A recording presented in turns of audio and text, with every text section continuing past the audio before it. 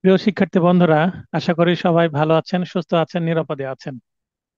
আশা করি সবকিছু ঠিক আছে। পলি আপু বলবেন সবকিছু ঠিক আছে কিনা। হ্যাঁ, জি স্যার, সবকিছু ঠিক আছে।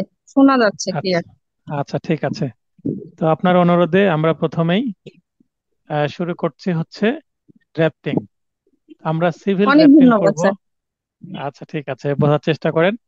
আমরা civil and criminal drafting tips এই নোটে সামান্য দেওয়া আছে, দেখেন সর্বশেষ পাতায়। তো সেই অংশটুকু থেকে আমরা শুরু করব, তারপরে আমরা সিপিসি ড্রাফটিং আছে দেওয়ানি কার্যবিধির সেই অংশটুকু আবার রিজিউম করব। তো দেওয়ানি ও ফৌজদারি মুসাবিদা সংক্রান্ত টিপসটা আমরা আগে একটু দেখে নিই এক পলকে।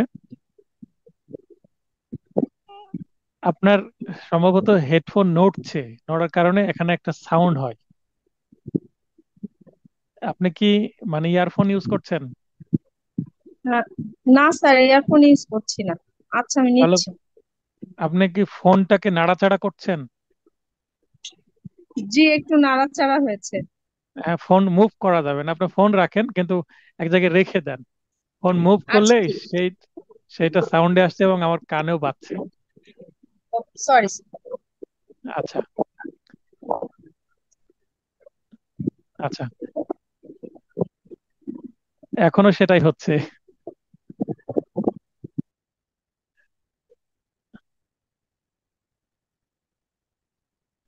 আচ্ছা, আপনি বোঝার চেষ্টা করেন, কোনো প্রবলেম হলে আপনি আবার হাত উত্তোলন করবেন। এই জায়গায় আমি আরেকজনকে নিয়ে নিই লাইনে।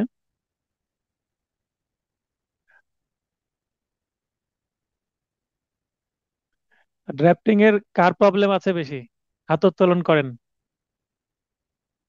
যে একেবারে ড্রাফটিং কম বোঝেন।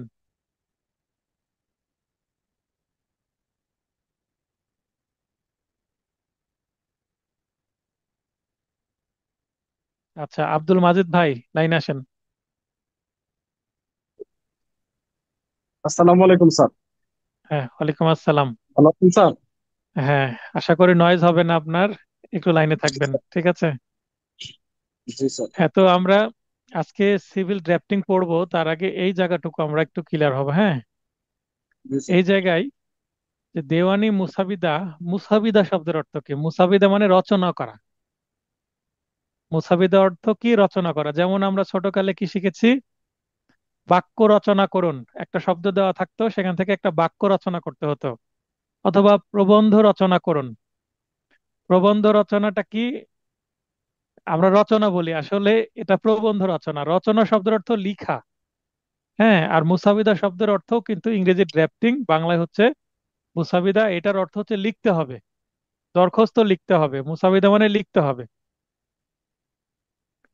দেওয়ানি কার্যবিধি, সুনির্দিষ্ট প্রতিকার আইন, তামাদি আইন ও বার কাউন্সিল অর্ডার, এই চারটি আইনের ক্ষেত্রে দেওয়ানি কার্যবিধি অনুযায়ী ড্রাফটিং করতে হবে আমাদের। তার মানে সিভিল ড্রাফটিং চার ক্ষেত্রে প্রযোজ্য, এবং ক্রিমিনাল ড্রাফটিং শুধুমাত্র ফৌজদারি কার্যবিধির ক্ষেত্রেই প্রযোজ্য। কেননা এই আপনার যে পেনাল কোডে কোনো ড্রাফটিং আসে না। পেনাল কোডের আইনের ভিত্তিতে ড্রাফটিং হয়, কিন্তু ড্রাফটিং তো আমার সিআরপিসি অনুসারে করতে হবে। এই কারণে তো সেটা আমরা পরে আসবো, সিপিসি আমরা আগে বুঝি। সিপিসির মধ্যে ড্রাফটিং মূলত দুই ধরনের থাকবে। কয় ধরনের থাকবে ড্রাফটিং? দুই ধরনের। দুই একটা ধরনের। দেওয়ানি, দেওয়ানি মামলার আরজি মুসাবিদা, অর্থাৎ যেখান থেকে মামলার সূচনা হবে, জন্ম হবে। আরজি মানে প্লেন্ট, প্লেন্টের মাধ্যমে বা আরজির মাধ্যমে মামলার সূচনা হয়, তাহলে মানে একটা নতুন মামলার সৃষ্টি হবে। তাহলে যখন আরজি মুসাবিদা করতে বলবে, তখন আপনাকে প্রথমে আদালতের নাম লিখতে হবে, তারপরের জায়গায় মামলা নাম্বার, এবং মামলা নাম্বার স্লাইডে শুধু সাল লিখতে হবে, এবং মামলার কি প্রকার সেটা লিখতে হবে। যেহেতু নতুন মামলা সৃষ্টি হচ্ছে, তাই মামলা নাম্বার উল্লেখ করা যাবে না। মামলা নাম্বারটা কি রাখতে হবে? ফাঁকা রাখতে হবে। বুঝতে পারলেন? জি স্যার। ফলে আপু আবার লাইনে আসবেন। তাহলে জি শুধুমাত্র স্যার, আরজি বুঝতে মুসাবিদার, পেরেছি। শুধুমাত্র আরজি মুসাবিদার ক্ষেত্রে মামলা নাম্বার আমরা ফাঁকা রাখবো। আর বিভিন্ন দেওয়ানি দরখাস্ত মুসাবিদা, হ্যাঁ, এই ক্ষেত্রে কিন্তু আপনার মামলা নাম্বার বসাতে হবে, কারণ কোনো দরখাস্ত বা পিটিশন কোনো এক্সিস্টিং মামলার আন্ডারে দাখিল করতে হয়। জি এই কারণে অলরেডি মামলার জন্ম হয়ে গেছে আর্জির মাধ্যমে, তাই আমরা এখানে মামলার নাম্বার দিব। জি ক্লিয়ার এতটুকু? তাহলে এই জি জি প্রয়োজনে নিচে লিখে নেন যে কখন মামলার নাম্বার দিব, কখন দিব না। হ্যাঁ, এটা বুঝতে এ- পেরেছি। এবার দেওয়ানি মামলার আরজি মুসাবিদা, একটা আরজির জেনারেল কন্টেন্ট কি হবে, একটা মুসাবিদায় কি কি থাকবে। 1 নম্বরে প্রথমে আপনাকে আদালতের স্যার নাম দিতে হবে। এখানে স্যার একটা আমার প্রশ্ন ছিল, সেটা হ্যাঁ হলো যে বলেন। এই আদালতের নামটা আমরা সিলেক্ট কিভাবে করব? মানে সেটা এই আসছি। নিয়মের মধ্যে কোন কেবল আদালতের নাম লিখবো? সেটাই আসছি। জি। আদালতের নাম কিভাবে লিখবো সেটা আসছে। আদালতের নাম প্রথমে লিখতে হবে, কি কি লিখতে হবে আগে সেটা দেখে নেন এক পলকে, সূচিপত্র। ঠিক আছে, এখন আদালতের নামটা কিভাবে সিলেক্ট করবো সেটা পরে আসছে, সেটা যখন আমি রিয়েল ড্রাফটিং এ যাব তখন আসছে। মামলা নম্বর ও মামলার প্রকৃতি লিখতে হবে। আরজি হলে মামলা নম্বরটা ফাঁকা রেখে শুধু সাল লিখতে হবে। মামলা নম্বর বলতে কিন্তু মামলা নম্বর স্ল্যাশ সাল, সালটাও কিন্তু মামলা নম্বরেরই একটা অংশ। এবং মামলার প্রকৃতি, এই মামলাটা কি মামলা, মিস মামলা, অপ্র মামলা, উল্লেখ করতে হবে। পক্ষদের নাম ও বিস্তারিত ঠিকানা। সাধারণত রিয়াল কেসে পক্ষদের বিস্তারিত ঠিকানা দিতে হবে। আপনি যদি সময় না পান, শুধু পক্ষদের নাম। যদি পলিয়াপুর আসলে অনেক, মানে আমার কনসেন্ট্রেট নষ্ট হচ্ছে।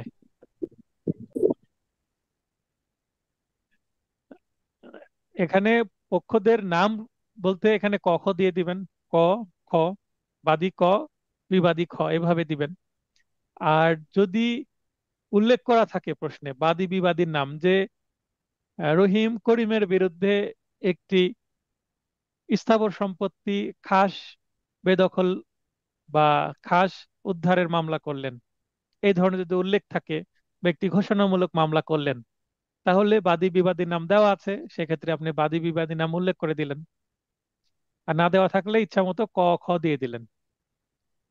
বিষয় এবং আইনের ধারা, আদেশ ও বিধি, অর্থাৎ আপনি মুসাবিদা করার সময় কোন আইনে মামলা করছেন। বাস্তবে আসলে সিভিল মামলায় কখনো আইনের নাম বা ধারা উল্লেখ করার দরকার হয় না। সিভিল মামলার ক্ষেত্রে আমরা আরজিতে কখনো উল্লেখ করি না, কিন্তু পরীক্ষার খাতায় আপনি ফৌজদারি কার্যবিধি, দেওয়ানি কার্যবিধির যখন মুসাবিদা করবেন, তখন আপনাকে আদেশ বিধি উল্লেখ করতে হবে। আর বিশেষ করে দরখাস্তের ক্ষেত্রে আদেশ বিধি উল্লেখ করা লাগে। আর দেওয়ানি অন্যান্য যে মামলা আছে, যেমন এসআর অ্যাক্টের যে মামলা আছে, এসআর অ্যাক্টের মামলা যেমন আপনি 9 ধারায়, 8 ধারায় মামলা করছেন, উল্লেখ করে দেবেন যে দা স্পেসিফিক রিলিফ অ্যাক্ট এর 9 ধারার মামলা, দ্য স্পেসিফিক রিলিফ অ্যাক্ট 8977 এর 12 ধারায় মামলা, এর 35 ধারায় মামলা, এর 42 ধারায় মামলা, এভাবে উল্লেখ করে দিতে হবে। তারপরে মামলার তাইদাদ অর্থাৎ বিষয়বস্তুর মূল্যমান, মামলার তাইদাদ বা বিষয়বস্তুর মূল্যমান দিতে হবে। কেন, এই মামলার ভ্যালুয়েশন কত, এটা তো জানা না থাকলে কোন কোর্টে মামলা হবে আপনি বুঝতে পারবেন না, এই কারণে। তারপরে মামলার বর্ণনা এবার আসবেন, তাহলে উপরে দেখেন 5টা বিষয় হেডিং এর মধ্যে চলে আসছে। এবার আমরা ভিন্ন রং ব্যবহার করি। এই যে ইয়েলো হাইলাইটেড অংশটুকু 5টা পয়েন্ট, এই 5টা পয়েন্ট হচ্ছে হেডিং, মানে মাথা মামলার। এরপরে আমরা আসবো হচ্ছে বডি বা মামলার গর্ভে। মামলার বর্ণনা আমাদের দিতে হবে। বর্ণনার মধ্যে কি কি থাকবে, পক্ষদের পরিচিতি, কে কেমন, কি পরিচয়, তারপর ঘটনাক্রম, মামলার কারণ উদ্ভব হয়েছে, কজ অফ অ্যাকশন কত তারিখে উদ্ভব হয়েছে, এবং মামলা করার তামাদের মেয়াদ ঠিক আছে কিনা, না এটা পার হয়ে গেছে। যদি পার হয় তাহলে তো সেটা হবে না, তামাদি মেয়াদের মধ্যে মামলা করা হচ্ছে সেটা ব্যাখ্যা দিতে হবে। আদালতের এখতিয়ার, এই মামলাটি এই আদালতে কেন আমরা দাখিল করছি, এটার আর্থিক এখতিয়ার আছে কিনা, মামলার করার জন্য স্থানীয় এখতিয়ার আছে কিনা এই আদালতের, বা সাবজেক্ট ম্যাটার বা বিষয়বস্তুগত এখতিয়ার আছে কিনা। এক ভাই প্রশ্ন করলেন যে স্যার মামলার আদালতের নাম কিভাবে সিলেক্ট করব। আদালতের নাম সিলেক্ট করার জন্য আপনার তিনটা পয়েন্ট মনে রাখতে হবে। এক নম্বর পয়েন্ট হচ্ছে মামলার ভ্যালুয়েশন, অর্থাৎ আর্থিক এখতিয়ার। আদালতের আদালতের আর্থিক এখতিয়ারই বলে দিবে যে এই মামলাটা কোথায় যাবে। 15 লক্ষ টাকা পর্যন্ত হলে সহকারী জজ, 25 লক্ষ টাকা পর্যন্ত হলে সিনিয়র সহকারী জজ, 25 লক্ষ প্লাস হয়ে গেলে এবং আনলিমিটেড পর্যন্ত হলো যুগ্ম জেলা জজ। এখন আমাদের রাজশাহীতে যুগ্ম জেলা জজ এক আদালতে হয়। আপনি যুগ্ম জেলা জজই শুধু লিখে রাখলে, যে যুগ্ম জেলা জজ এক দুই কিছুই যদি উল্লেখ না করেন, শুধু যুগ্ম জেলা জজ, 26 লক্ষ, 30 লক্ষ, 50 লক্ষ টাকার মামলা, 1 কোটি টাকার মামলা, আপনি আনলিমিটেড ক্ষেত্রে কি করবেন, যুগ্ম জেলা জজ লিখে দিবেন। যুগ্ম জেলা জজ আদালত, 1 নম্বর 2 নম্বর 3 নম্বর উল্লেখ করার দরকার নেই, নো প্রবলেম, কোনো সমস্যা নেই। আপনি যুগ্ম জেলা জজ লিখছেন কিনা এটাই ম্যাটার। এবং অবশ্যই আপনাকে একটা জেলার নাম লিখতে হবে। সহকারী জজ আদালত এর ক্ষেত্রে আপনাকে একটা থানার নাম প্লাস জেলার নাম লিখতে হবে। সিনিয়র সহকারী জজ আদালতের ক্ষেত্রে আপনাকে একটা থানার নাম প্লাস একটা জেলার নাম লিখতে হবে। কিন্তু যুগ্ম জেলা জজ আদালতের ক্ষেত্রে কোনো থানার নাম লেখার দরকার নাই। সকল থানার মামলাই কিন্তু 25 লক্ষ প্লাসের ক্ষেত্রে যুগ্ম জেলা জজে হয়, এবং একটা জেলার নাম আপনাকে লিখতে হবে। আশা করি ক্লিয়ার হচ্ছে জিনিসগুলো।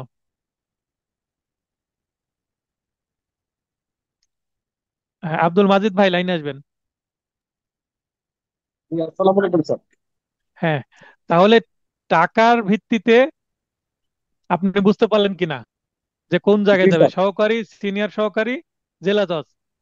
তাহলে আমি যখন সহকারী জজের কথা বলছি, তাহলে এখানে থানার নামটা আসছে কিভাবে, স্থানীয় এখতিয়ার, টেরিটোরিয়াল জুরিসডিকশনের কারণে। কারণ এক একটা থানার জন্য এক একটা আদালত তৈরি করা হয়েছে। ঠিক আছে। ঠিক আছে স্যার, এখানে থানা এবং জেলাটা, এটা কি নির্দিষ্ট কোনো জেলা, আমাদের নিজস্ব জেলার নাম লিখে দিব নাকি অন্য যে কোনো জেলা, জেলা বা থানার নাম লিখে দিব? যে কোনো জেলার নাম লেখা যাবে যখন প্রশ্নে কোনো আদালতের নাম উল্লেখ থাকবে না বা সম্পত্তির অবস্থান সংক্রান্ত কোনো তথ্য দেওয়া থাকবে না। এখন বলা হলো যে সম্পত্তিটা চট্টগ্রামের ডাবল মুরিং মৌজার, তাহলে তো আপনাকে থানার এই জেলা এই মামলা আপনাকে চট্টগ্রাম জেলাতেই করতে হবে। আপনি যদি রাজশাহী নাম লিখে রাখেন উপরে, যুগ্ম জেলা তাহলে তো জজ হবে। আদালত রাজশাহী, তাহলে ভুল হয়ে গেল না? জি স্যার। তার মানে যদি প্রশ্নের মধ্যে এলাকার নাম দেওয়া থাকে, কিভাবে দেওয়া থাকবে, হয় ডিরেক্ট উল্লেখ করবে আদালতের নাম যে এই আদালতে মামলা করেছে, অথবা সম্পত্তি কোথায় সেটা বলে দিবে কোনো না কোনো ভাবে। ক্লিয়ার? জি স্যার। তাহলে টেরিটোরিয়াল জুরিসডিকশন এবং আর্থিক এখতিয়ার এই দুইটার মাধ্যমে আপনাকে যেতে হবে। হয় সহকারী জজ আদালত, থানা প্লাস জেলার নাম, সিনিয়র সহকারী জজ আদালত, থানা প্লাস জেলার নাম, আর যুগ্ম জেলা জজ আদালত, থানা লাগে না, জেলার নাম। ক্লিয়ার? জি স্যার। কামরুল ভাই কি বলবেন বলেন,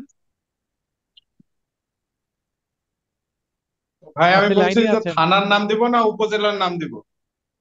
যেটাই থানা জি। সেটাই উপজেলা, একই।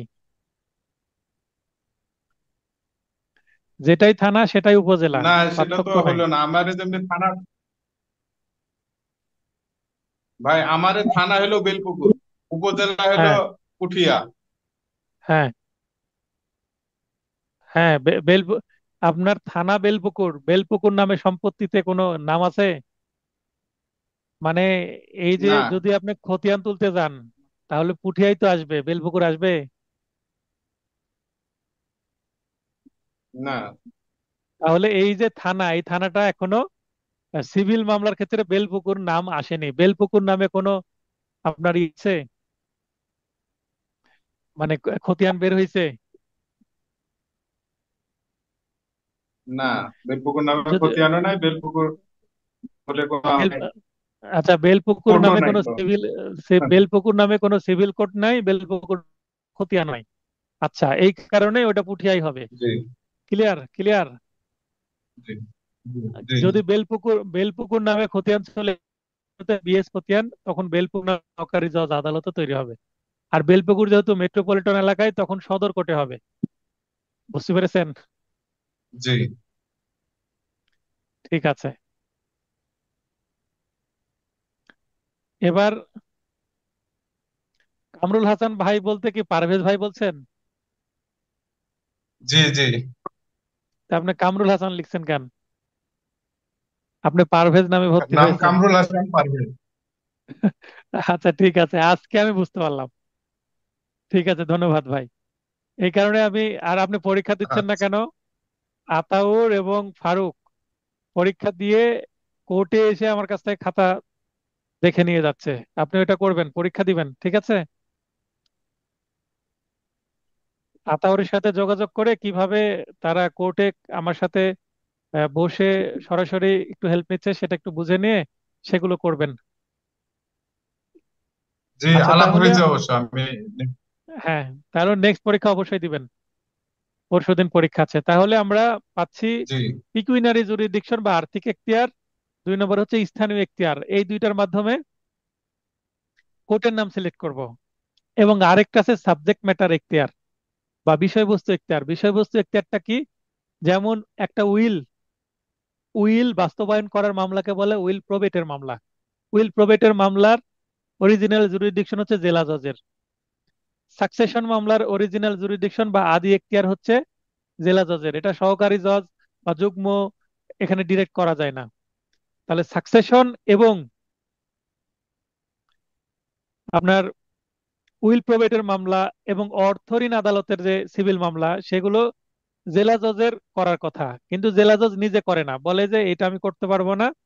জেলা জজের হেল্পিং হ্যান্ড যুগ্ম জেলা জজকে দিয়ে দিয়েছে পাওয়ার গুলো, ডেলিগেটেড করে দিয়েছে। তাই যুগ্ম জেলা জজ যখন আপনি সাকসেশন মামলা করবেন, তখন যুগ্ম জেলা, যেমন রাজশাহীতে যুগ্ম জেলা জজ আদালত প্রথম ও যুগ্ম জেলা জজ প্রথম ও ডেলিগেট আদালত, এভাবে লিখতে হয়। আবার উইল প্রবেটের মামলা ক্ষেত্রেও যুগ্ম জেলা জজ প্রথম ও ডেলিগেট আদালত রাজশাহী।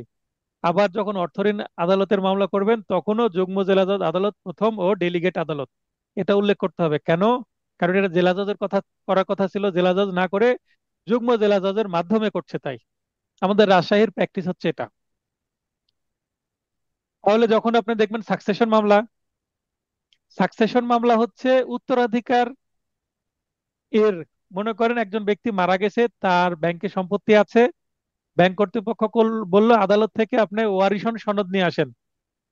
স্থানীয় প্রতিনিধির কাছ থেকে নিয়ে আসলে হবে না, মেম্বার, চেয়ারম্যান, মেয়র এদের কাছ থেকে নিয়ে আসলে হবে না, আদালত থেকে ওয়ারিশন সনদ নিয়ে আসেন। এই ওয়ারিশন সনদের ইংরেজি নামই হচ্ছে সাকসেশন সার্টিফিকেট। তো সাকসেশন সার্টিফিকেটের জন্য যে মামলা করা হয় সেটাই হচ্ছে যুগ্ম জেলা জজে করতে হয়।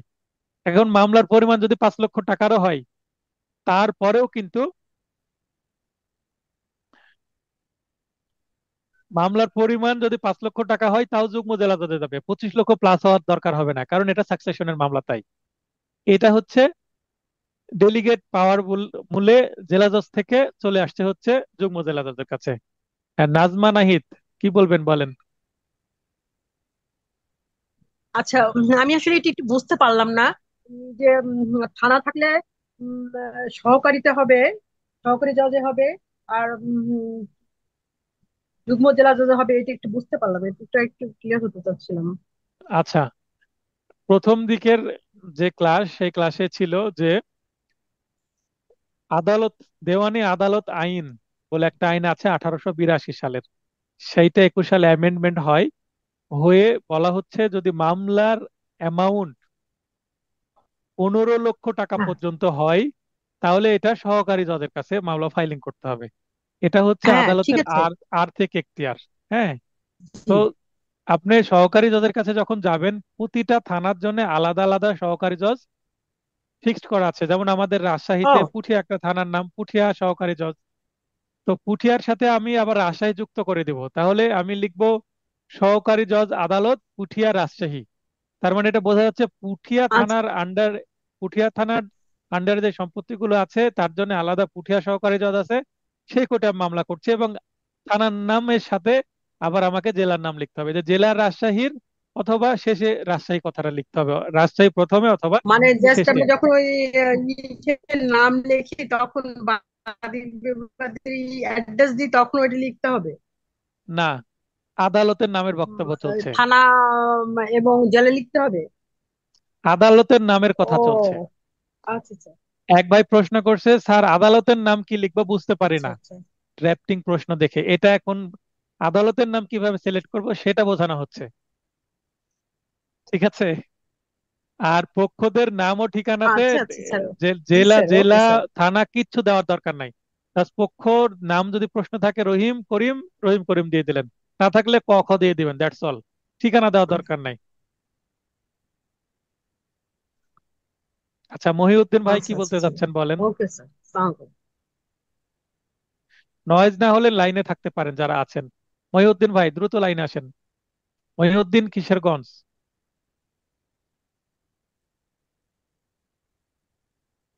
শোনা যাচ্ছে? হ্যাঁ, শোনা যাচ্ছে, বলেন। স্যার আমি তো আজকে কথা বলতে পারতেছি, আমি কখনো কথা বলতে পারিনি। হ্যাঁ, আমি আপনি যদি ট্রাই বলেন। করছিলাম, সরি স্যার। হ্যাঁ, এখন শিখে গেলেন মানে কিভাবে কথা বলতে হবে। মানে আপনি কথাগুলো মনোযোগ দিয়ে শুনতেছি, আর এই, তারপর একটু দেখে দেখে আমি আঙুলটা চাপছিলাম। তো হ্যাঁ, আহ, আলহামদুলিল্লাহ স্যার, আমি আজকে পড়াটা কভার করছি, আজকে শীটটা কভার হয়েছে। এখন হ্যাঁ, হ্যাঁ। পরবর্তীতে আপনি যেভাবে বলবেন সেভাবে যাবো। এখন যেটা আলোচনা করছি এটা নিয়ে কোনো প্রশ্ন আছে কিনা?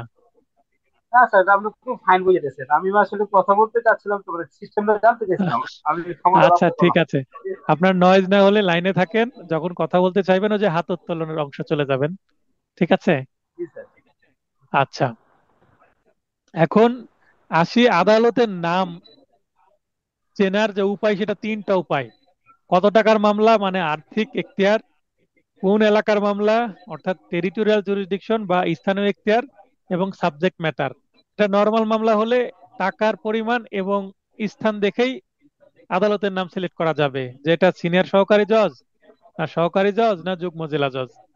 আর এখানে মামলার টাকার পরিমাণ কম, তারপরে বা এটা উইল প্রবেটের মামলা হোক, সাকসেশন মামলা হোক, বা অর্থায়ন অর্থঋণ আদালতের মামলা হোক, সেই ক্ষেত্রে মামলাটা মানি শুট, মানি শুট নিয়ে প্রশ্ন এসেছিল। মানি শুটের মামলা হলে অবশ্যই সেটা কি হবে, যুগ্ম জেলা জজ। যেমন একটা প্রশ্ন সালে ছিল বিগত সালে যে 2 লক্ষ টাকার মানি শুটের মামলা, 2 লক্ষ টাকা আদায়ের জন্য মামলা করেছে।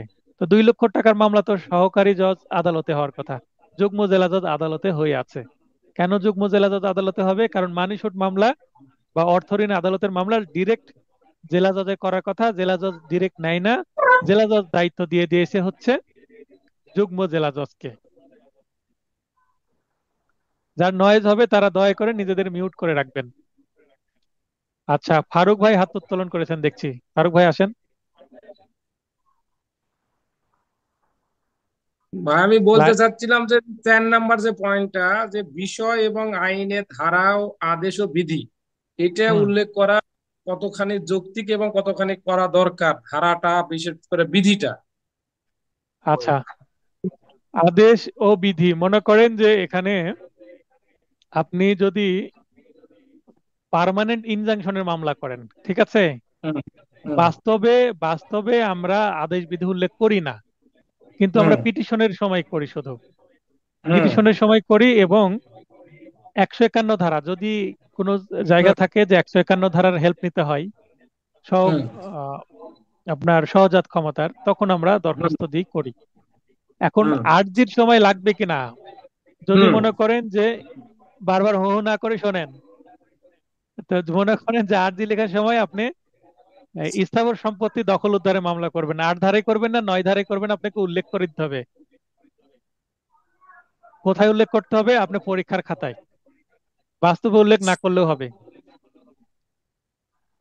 বুঝতে পেরেছেন? মানে এটা এটা বিষয়ে একটু একটা সিনিয়র পরামর্শ দিছিল, যাতে যে কোনো যে আমরা যেরকম প্রত্যেকটা মামলায় করি না সাধারণত, এই হ্যাঁ, সিআরওতে নাকি এরকম নির্দেশনা আছে যে এই মামলার বিষয়ের জায়গাতে ধারা স্পেসিফিক আইডেন্টিফাই করার প্রয়োজন নাই। মানে কতখানি সত্যি আমি জানি না, জাস্ট আপনার সাথে জানার জন্য এই প্রশ্নটা করা। এটা বাস্তবে দরকার নাই, কিন্তু আপনি বিভিন্ন গাইডে দেখেন দেওয়া আছে। কেন দেওয়া আছে? গাইডে দেবো কারণ আপনার যে আমি আপনার আপনার কনফিউশন সৃষ্টি হবে। আপনি 8 ধারায় মামলা করলেন লিখছেন, না 9 ধারায় করলেন। উল্লেখ করাটা কম্পালসারি না, কিন্তু পরীক্ষার খাতায় উল্লেখ করাটা কম্পালসারি আমার স্টুডেন্টদের জন্য। ঠিক আছে? জি, বুঝতে পেরেছেন? বুঝতে পারছি। কারণ কারণ আমি নিজে উল্লেখ করেছি এবং আমি খারাপ নম্বর পাইনি, ভালো নম্বর পেয়ে পাশ করেছি। ভাইভাতে আমাকে বলেও দিয়েছে এমসিকিউ রিটেন আমি কত পেয়েছি।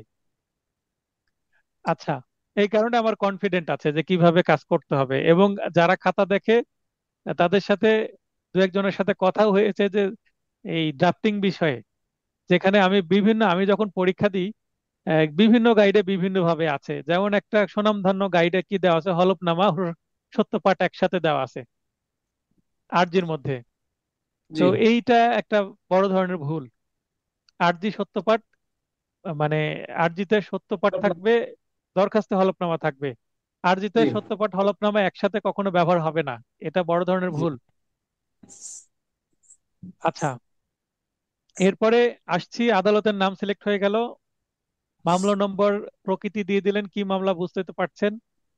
তারপরে পক্ষদের নামে কখ দিয়ে দিলেন, বিষয়বস্তু মানে এখানে কি বিষয়ে মামলা, আইনের নাম, মানে এখানে আপনি ঘোষণামূলক মামলা। এই এত আঁকাআঁকি করলে তো আমি আপনাদের আঁকাআঁকি মিশাবো না ক্লাস নিব বলেন? ছোট বাচ্চাদের যদি স্ক্রিনের সামনে নিয়ে বসেন, স্ক্রিন টাচ করে এভাবে দাগ দেওয়া থাকে, বিরত থাকুন। আপনার যে ড্রয়িং এর অপশন আছে, ড্রয়িং অপশনটা আপনার চালু করার দরকার কি বলেন? আপনারা যারা করছেন এটা, ড্রয়িং অপশনে তো যাওয়ারই দরকার নাই। শুধুমাত্র শুনবেন, দরকার হলে রিয়াকশন বাটনে গিয়ে আপনারা রেজ হ্যান্ড করবেন আর কথা বলবেন, আর কোনো তো ফাংশন ব্যবহার করার দরকার নাই। আচ্ছা, এবার আদালতের এখতিয়ার, এই আদালতে কেন মামলা করলেন, আদালতের নাম সিলেক্ট করার জন্য কোন আদালতে মামলা করবেন, ওই জায়গাটা এখানে ব্যাখ্যাতে চলে আসবে আবার। কোর্ট ফি সংক্রান্ত ব্যাখ্যা, কত টাকা কোর্ট ফি দিতে হবে সেটা বলে দিতে হবে। কোন মামলার কোর্ট ফি কত, ফাইনাল টাচ নোটে একটা চার্ট থাকছে, সেখান থেকে আপনারা জানতে পারবেন। তাছাড়া এই স্যার একটা এমসিকিউ নোটে দেওয়া আছে সুন্দর করে। এরপরে প্রার্থনা, আপনি কি চাচ্ছেন মামলা করে।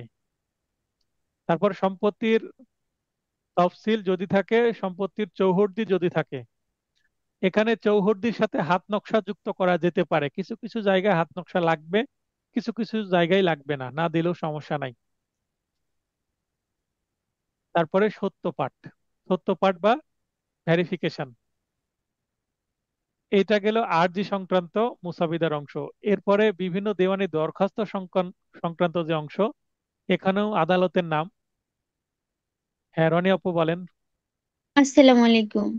ওয়ালাইকুম আসসালাম। স্যার আসলে এই যে সত্যপাঠ ব্যাপারটাতে আসলাম, যে এখনো সবগুলো দেওয়ানির আমাদের দরখাস্ত শেখা হয়নি, কিন্তু আপনার এই যে সিপিসির যেটা, এখানে এখন পর্যন্ত একটা সত্যপাঠের আমরা কোনো কিছু আসলে ট্রাই করি নাই। তো এইটা নিয়ে আমার একটা আছে যে আসলে সত্যপাঠের গুলো আপনি মানে নতুন করে কবে শিখাবেন, বা কি টাইপের প্রশ্নের সত্যপাঠটা আসবে, একটাও এখনো লিখি নাই তো সত্যপাঠ, আপনি এখান থেকে এসআর বললাম। এসআর অ্যাক্টের মধ্যে সত্যপাঠ আছে দেখেন, এসআর অ্যাক্টের না, ড্রাফটিং এর ওই মধ্যে। জন্য বললাম যে আরো আছে দেওয়ানিতে কি কোনো সত্যপাঠ দেওয়ার কোনো এরকম কোনো আসে আসে কিছু পরীক্ষায়? ফাইনাল টাচ নোটে অনেক আছে। ইনশাল্লাহ, ঠিক আছে স্যার, থ্যাংক ইউ। ঠিক আছে। মামলার নম্বর ও মামলার প্রকৃতি একই, পক্ষদের নাম দেখেন ডান বামে মিল আছে, বিষয় আইনের নাম ও বিধি। এই যে দরখাস্তে আপনাকে আদেশ ও বিধি অবশ্যই দিতে হবে। ফারুক ভাই আছেন নাকি লাইনে? দরখাস্ত লেখার সময় আপনি ফৌজদারি কার্যবিধির কত আদেশের কত বিধিতে ড্রাফটিং করছেন, দরখাস্ত করছেন, এটা অবশ্যই উল্লেখ করতে হবে এবং বাস্তবে উল্লেখ করতে হয় রিয়াল কেসের ক্ষেত্রে। দরখাস্তের বর্ণনা, বর্ণনাতে সংক্ষিপ্ত পরিচিতি, ঘটনাক্রম, দরখাস্তের কারণ ব্যাখ্যা, কি কারণে দরখাস্ত করছেন, হেতুবাদ, দরখাস্তে অবশ্যই হেতুবাদ থাকে। বিরতির আগে আকাশ ভাই যেটা দাবি করছিলেন এবং সেটা উনি আবার সংশ্লিষ্ট অ্যামেন্ডমেন্টের একটা অংশ তিনি স্ক্রিনশট দিয়ে মার্ক করে পাঠাইছেন। তো এখানে বলা হচ্ছে যে 2025 সালের 8 মে মাসে যে অ্যামেন্ডমেন্টটা আসছে, এটা একটা ordinance, code of civil procedure 1998 এর। এইটা 2025 সালের অর্ডিন্যান্স, কারণ এখন তো আর সংসদ নাই, তাই যে যতগুলো আইন হচ্ছে সবগুলো হচ্ছে অর্ডিন্যান্স আকারে হচ্ছে, এটা কোনো অ্যাক্ট হচ্ছে না। আচ্ছা, বলা হচ্ছে 1 নং 5 অফ 9908 এর সেকশন 26 এর সংশোধন, অর্থাৎ দেওয়ানি কার্যবিধি 1908, এই 5 নম্বর আইন 1908 সালের, এই মূল আইনের যে 26 ধারা, সে ধারার সংশোধন কিভাবে হবে সেখানে কোড বলে উল্লিখিত এর 26 এর বিদ্যমান বিধান এখানে অতঃপর নিম্নরূপ নতুন সাবসেকশন 2 সংযোজিত হবে, মানে সাবসেকশন 1 এর পরে সাবসেকশন 2 আসবে কি, in every plaint facts shall be proved by affidavit. তো এখানে লেখা আছে এফিডেভিট, এফিডেভিট মানে হলফনামা। এটার কারণে তিনি কনফিউজড হয়ে হয়তো বা দাবি করছেন যে আর সত্য পাঠ দিতে হবে না, হলফনামা দিতে হবে। আসলে ওনার দাবি সঠিক নয়। এখানে যেটা বলা হচ্ছে যে in every plant fact shall be proved, প্রমাণ করতে হবে মামলার আর্জিতে যে ঘটনা বর্ণনা করা হয়েছে সেইটা আগে বাদীকে আদালতে উপস্থিত হয়ে শপথ পাঠ করে জবানবন্দির মাধ্যমে দিতে হতো, মানে ওরালি। কিন্তু এই আইন সংশোধনের পর আর মৌখিকভাবে বাদীকে কোনো কি দিতে হচ্ছে না, জবানবন্দি দিতে হচ্ছে না। এখন বাদীকে কি দিতে হচ্ছে, একটা এফিডেভিটের মাধ্যমে জবানবন্দি দিতে হচ্ছে।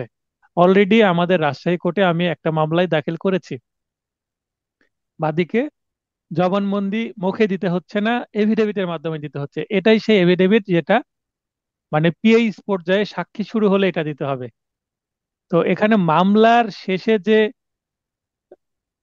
ভ্যারিয়েশন মানে ভেরিফিকেশন বা সত্য পাঠ থাকে সেটাকে রিপ্লেস করছে না এটা দিয়ে।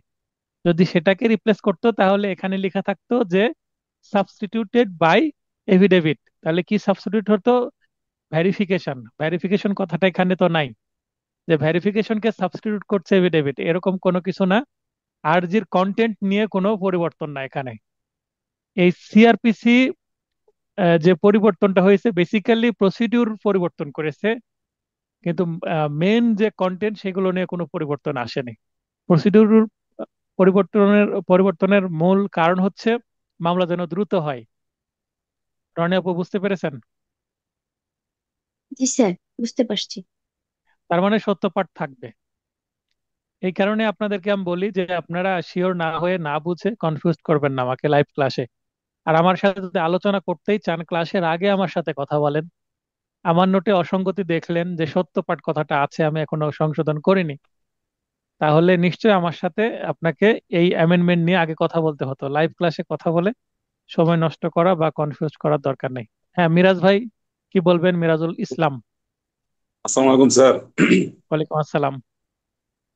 জি ভাই, স্যার বলছি যে নতুন ছাত্র হিসেবে তো স্যার আপনার তো অনেক অনেক ছাত্র, এই জন্য স্যার আসলে সবাইকে এভাবে সময় দেওয়া আসলে দুরূহ ব্যাপার। তো যাই হোক, আমি যেটা বলতে আপনার চাচ্ছি। আ- আ- আপনার জন্য নির্দেশনা, কে কথা বললো কে বললো না, আপনি সুযোগ নেবেন কথা বলার। লাইভ ক্লাসে আচ্ছা অবশ্যই কথা বলার চেষ্টা করবেন, বলেন। আচ্ছা, তো স্যার না, তো এখন যেটা বলতে চাচ্ছি আর কি, যে স্যার এই যে অ্যামেন্ডমেন্ট এসব নিয়ে কি আমাদের খুব পরীক্ষায় খুব ইফেক্টিভ হবে?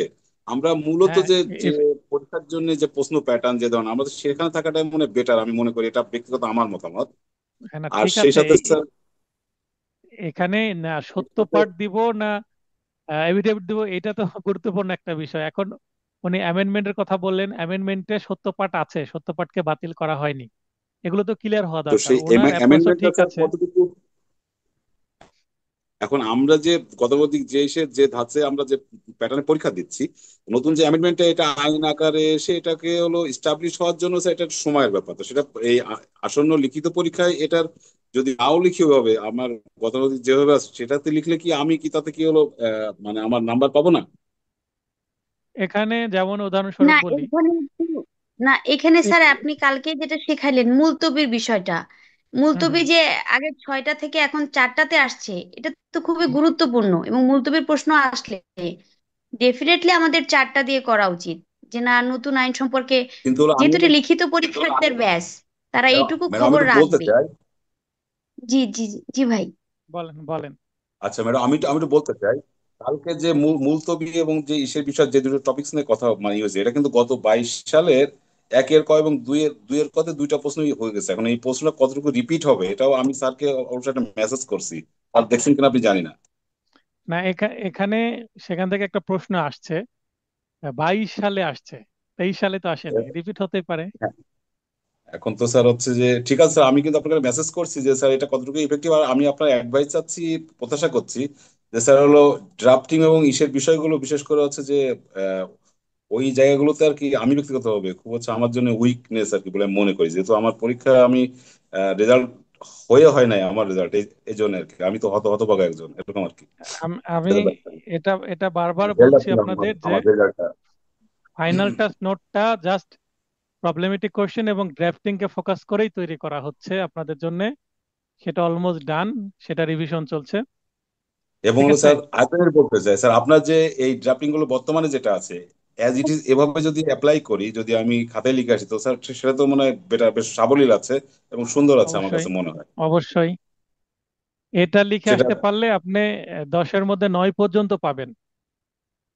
ঠিক আছে ইনশাআল্লাহ, থ্যাংক ইউ স্যার এই ঠিক অ্যাডভাইসটার জন্য। ঠিক আছে। তো তাহলে আমি ক্লাসটা অগ্রসর হই।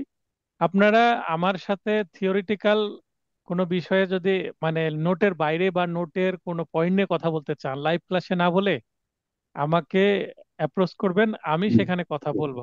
ঠিক আছে, কারণ এই যে ক্লাসটা ডিলে হচ্ছে, আজকে 12টা তো শেষ করতে পারবো না মেবি, ঠিক আছে স্যার। তারপরে চেষ্টা করছি। তো ঠিক আছে, আমরা মূল ক্লাসে ফেরত যাই।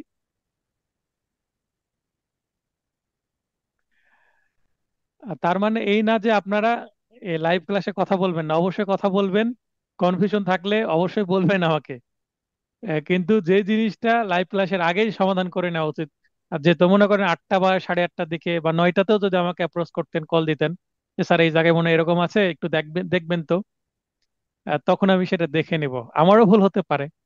আইনে মানে একেবারে কনফিডেন্ট থাকার দরকার নাই, আমিও থাকবো না, আপনারও থাকার দরকার নাই। কনফিউশন থাকতেই পারে, সিনিয়র এই কারণে আছে, এই পেশাটাই হচ্ছে গুরু নির্ভর পেশা। গুরুর থেকে ক্লিয়ার হয়ে নিতে হবে একটা আইনকে। আহ, বাদী একভাবে বাদী পক্ষের আইনজীবী এক বক্তব্য দিবে, বিবাদী পক্ষের আইনজীবী আরেক বক্তব্য দিবে। মানে আইনের যে কোড প্রভিশন সেটাকে বাদী পক্ষ তার পক্ষে নিয়ে যাওয়ার চেষ্টা করবে ব্যাখ্যা দিয়ে, বিবাদী পক্ষ তার পক্ষে নিয়ে যাওয়ার চেষ্টা করবে। এটাই হচ্ছে ইন্টারপ্রিটেশন বা ব্যাখ্যা। তার মানে আইনকে নিজের মতো করে তৈরি করে নিতে পারলেই সেটা ভালো আইনজীবী হওয়ার লক্ষণ।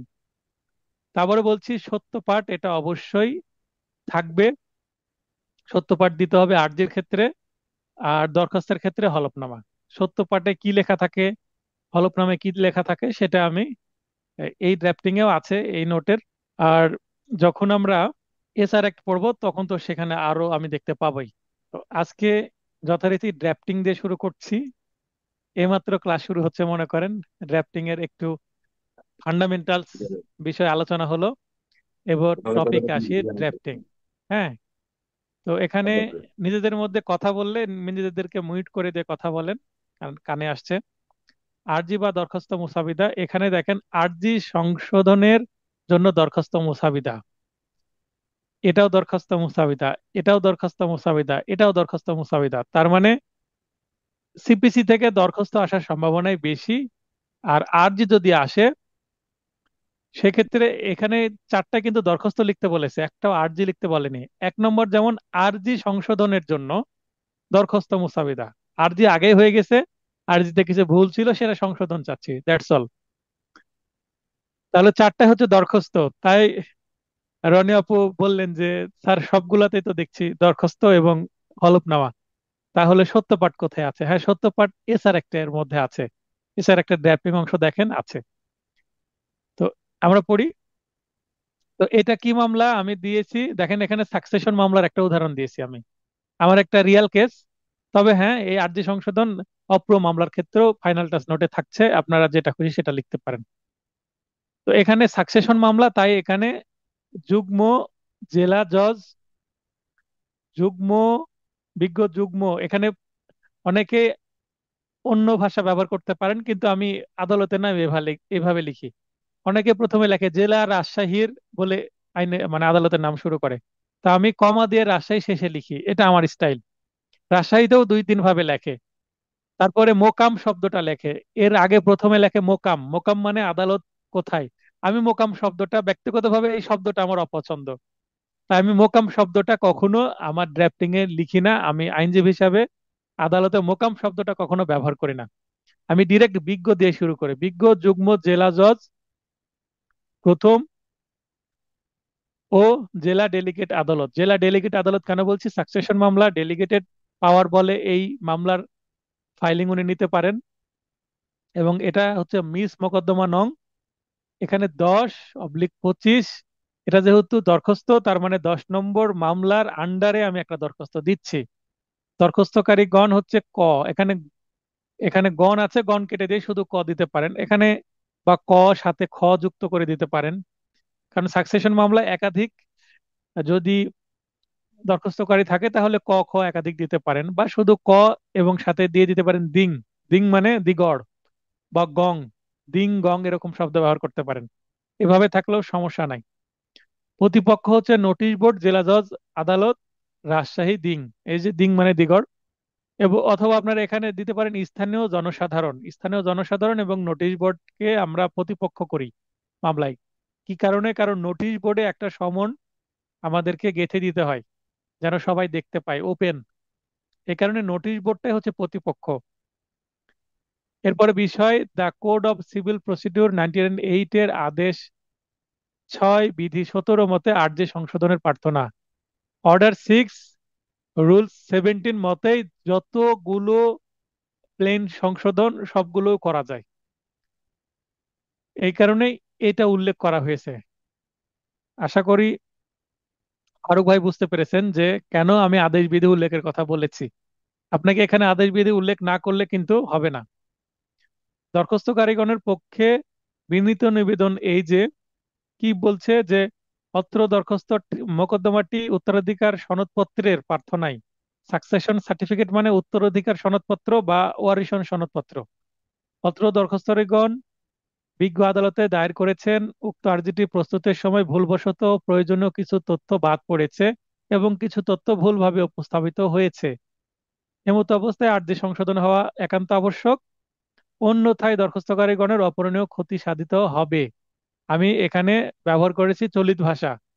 যেহেতু আপনি সকল প্রশ্নের উত্তর চলিতে লিখবেন, ড্রাফটিং আপনি চলিতেই লিখবেন, সাধু লেখার চেষ্টা করবেন না। উক্তরূপে আর্জি সংশোধিত হলে প্রতিপক্ষের কোনো ক্ষতির কারণ হবে না এবং মোকদ্দমার আকার, আকৃতি ও প্রকৃতির কোনো পরিবর্তন হবে না। এবার কেউ লাইনে আছেন কিনা? আচ্ছা, সুবর্ণ মল্লিক, আপনাকে লাইনে আসার সুযোগ দিয়েছি, একটু লাইনে আসবেন। হ্যাঁ, মিসেস মল্লিক লাইনে আসবেন।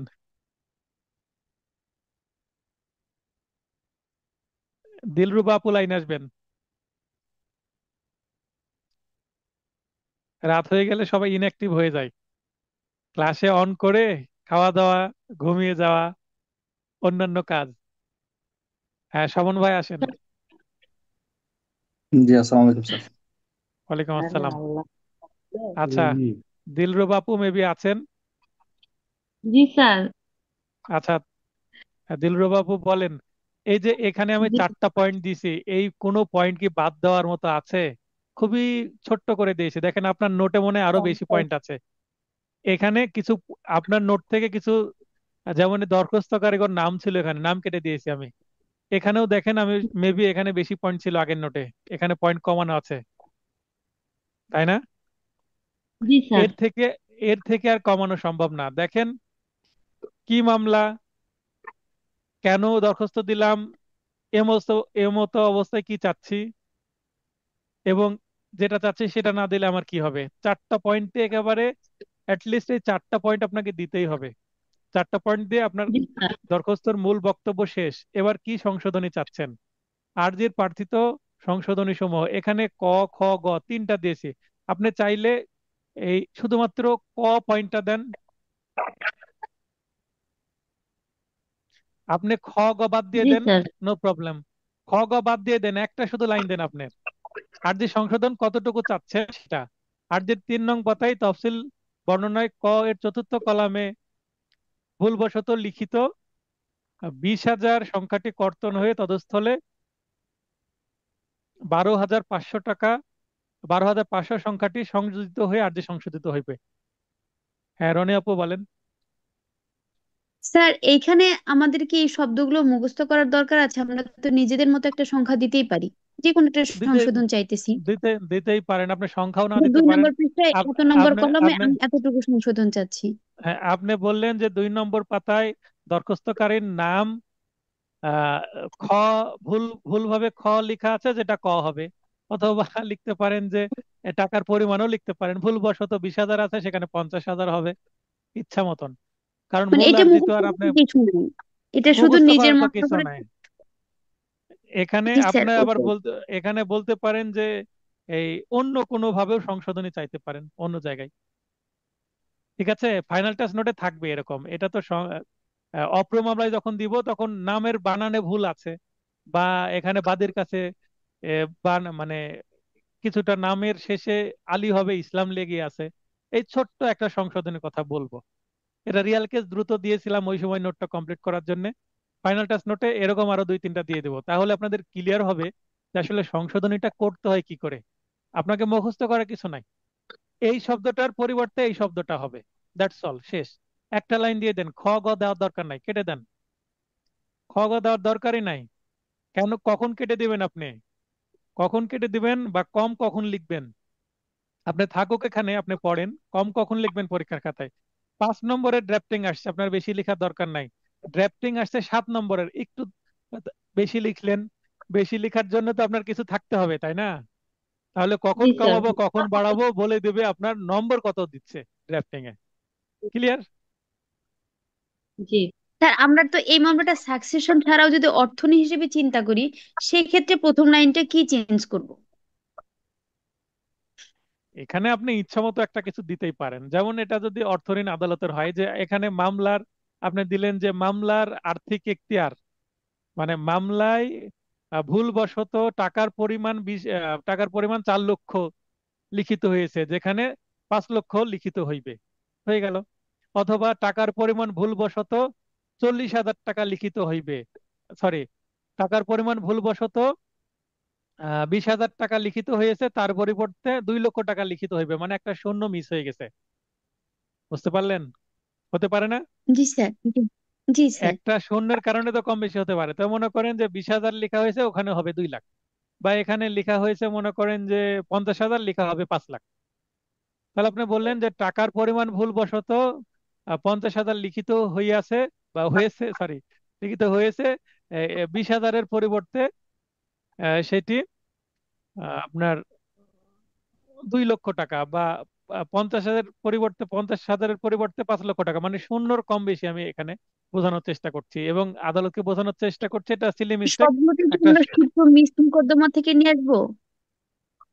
হ্যাঁ, অর্থঋণের এখানে ক্ষেত্রেও কি সূত্রটা মিস মোকদ্দমা থেকে নিয়ে আসা যাবে? না, এখানে অর্থঋণের ক্ষেত্রে তখন মামলা হবে এই যে মোকদ্দমা নম্বর এত অর্থ, কথাটা থাকবে অর্থ, ইংলিশে হচ্ছে মানি, আর বাংলায় হলে অর্থ লিখতে হবে, আর এখানে মিস কথাটা লেখার তখন দরকার হবে না। আর সাকসেশন মামলাকে মিস মামলাই বলে, সাকসেশন মামলার নামই মিস মামলা। এখানে কি স্যার যদি সাকসেশন মামলার যদি এটা আরজি হইতো, আরজি মোসাবেদা হইতো, তাহলে প্রতিপক্ষ কাকে করতাম? তাও ওই যে স্থানীয় স্থানীয় জনগণ এবং নোটিশ বোর্ড। মানে আচ্ছা, আরজি মোসাবেদার মধ্যে প্রতিপক্ষ। আচ্ছা, আরজি যদি হয় সাকসেশন মামলার আরজিতে বিবাদী আপনার, মানে আপনার কম্পালসারি থাকতে হবে জেলা জজ আদালতে নোটিশ বোর্ড, এটা কম্পালসারি। তারপরে জি। স্থানীয় জনসাধারণ থাকবে, অথবা মানে নোটিশ বোর্ড হচ্ছে কম্পালসারি। আর আরেকটা থাকবে, অন্তত 2টা আপনাকে কি করতে হবে, বিবাদী করতে হবে। 1 নম্বর নোটিশ বোর্ড, আর 2 নম্বরে স্থানীয় জনসাধারণ অথবা স্থানীয় যে কোনো একটা ব্যক্তি। কখন আমরা এটা কি জেলা স্থানীয় প্রশাসক জনসাধারণ, এরকম কিছু করা, জেলা প্রশাসক সরি, করা যায় নাকি? জেলা না, প্রশাসক করা যায় কি? এখানে জেলা প্রশাসকের কোনো এখানে কাজ নাই। এখানে কাজ জেলা নাই, জজ আচ্ছা। আছে, জেলা প্রশাসক সেটা প্রশাসনের বিষয়, এটা পিওর সিভিল কেসের একটা বিষয়। তাই এখানে জেলা জজ জেলা দেখবেন, জজ। জেলা প্রশাসক এখানে আসবে না। ঠিক আছে? জি স্যার। আর এখানে স্থানীয় জনসাধারণ অথবা একজন স্থানীয় ব্যক্তিকে আমরা দিই। যদি মামলাটা একতরফা করার ইচ্ছা থাকে তাহলে স্থানীয় জনসাধারণ দিই, কেউ আসে না মামলায়, একতরফা হয়ে যায়। আর যদি মামলাটা একটু বাজেট বেশি হয় এবং দোতরফা করতে চাই, তাহলে স্থানীয় একজন ব্যক্তির নাম দিই, মনে করেন যে তাদের চাচা, মানে এই যে দরখাস্তকারী যিনি মৃত ব্যক্তির ভাই বা পরিবারের কাউকে দেওয়া হয়, যে ওয়ারিশ না, কারণ ছেলে মেয়ে যদি থাকে তাহলে তো ভাই ওয়ারিশ হবে না, তাই না? জি। তো এই কারণে ছেলে মেয়ে এবং স্ত্রী মামলা করছে, এবং মৃত ব্যক্তির ভাইকে আমরা কি করে দিই, বিবাদী করে, প্রতিপক্ষ করে দিই। তখন ভাই এসে বলে যে হ্যাঁ, এই আমার ভাই মারা গেছে, এই আমার ভাইয়ের সম্পত্তি এরা তিনজনই পাবে। এভাবে সে একটা কি দিয়ে দেয়, লিখিত জবাব দিয়ে দেয়, এবং আমরা সলিলনামা দাখিল করে দিই। সঙ্গে সঙ্গে মামলা শেষ। মামলা দ্রুত 3 মাসের মধ্যে হয়ে যায়। অনেক পার্টি এসে বলে আমার 10 লক্ষ টাকা আছে, আমাকে 2-3 মাসের মধ্যে মামলা দ্রুত নিষ্পত্তির ব্যবস্থা করেন। আমরা তখন এইভাবে তার একটা স্থানীয় ব্যক্তিকে করে দিই। একেবারে আপনার প্র্যাকটিসে চলে গেলেন তো, মামলা শেষ করতে পারবো না, নি তো এত ডিপে গেলে। স্যার আসলে আমাদের মুসাবিদাটা নিয়ে প্রবলেম, তো এইটা আসলে ডিপলি সবাই একটু বোঝার চেষ্টাই করছি। স্যার আমরা আচ্ছা। জানি যে সাকসেশন মামলা, অর্থঋণ মামলা এবং প্রবেট মামলা এটা সরাসরি জেলা জজ নিতে পারে। তো হ্যাঁ, আমাদের কোর্টে জেলা জজ, আমরা কি উপরে সরাসরি জেলা জজ আদালতে লিখে দিতে পারি, ডেলিগেটেড না দিয়ে যদি যুগ্ম জজকে না দিই? লেখা আপনার যাবে কিনা আদালতের নামটা? আপনার কোর্টে অ্যাকচুয়ালি হয় কিনা সেটা দেখবেন, জেলা জজ নাই কিনা। যদি না নাই, যেটা লেখাটা ভুল হয়ে যাবে। হ্যাঁ, জেলা জজ আমাদের নেয়, জেলা জজ আদালতে মামলা হয়, দেখছি মামলা করা। আমার এখানে যুগ্ম জেলা জজ নাই, এবং আমি বিভিন্ন গাইডে যুগ্ম জেলা জজের লিখতে দেখেছি বলে দিচ্ছি। আপনার রিস্ক নেওয়ার দরকার কি? আচ্ছা আচ্ছা, না স্যার আসলে তবে কনফিউশন হ্যাঁ, তো ক্লিয়ার হয়ে নিচ্ছি যে না এটা করা এখানে যাবে কি যাবে আপনার না। আপনার সিনিয়রকে জিজ্ঞাসা করবেন অ্যাকচুয়ালি যে বাস্তবে আসলেই জেলা জজ ফাইলিং নেয় কিনা সাকসেশন মামলার। যদি নেয় তাহলে আপনি লিখবেন, নো প্রবলেম। না লেখাটা ভালো, এইটুকু বুঝলাম। না থ্যাংক লেখাই ইউ ভালো, স্যার। কারণ আমি যতগুলো খোঁজ নিয়েছি যুগ্ম জেলা জজই নাই। জেলা জজ নিজে কখনো ফাইলিং নেয় না, কাউকে না কাউকে দিয়ে দেয়। জেলা আসলে জজের অনেক চাপ। কোশ্চেন করার এটাই বড় কারণ যে আমরা কনফিউশন গুলো ক্লিয়ার করছি যে এই ভুলটা করব কি করব ঠিক না। আছে, আচ্ছা। এই মুহূর্তে একটা ঘোষণা দিচ্ছি, আজকে শুধুমাত্র টপিক এই 12 আলোচনা হবে, এবং কালকে একটা এক্সট্রা ক্লাসের মাধ্যমে বাকি টপিক গুলো ক্লিয়ার করব। জি স্যার, আজকে থ্যাংক শুধু ইউ। ড্রাফটিং নিয়ে কথা বলি, ঠিক আছে? এটা মেবি ভালো হবে। আচ্ছা, আর নাজমা নাহিদ আবার লাইন আসতে চাচ্ছেন, বলেন।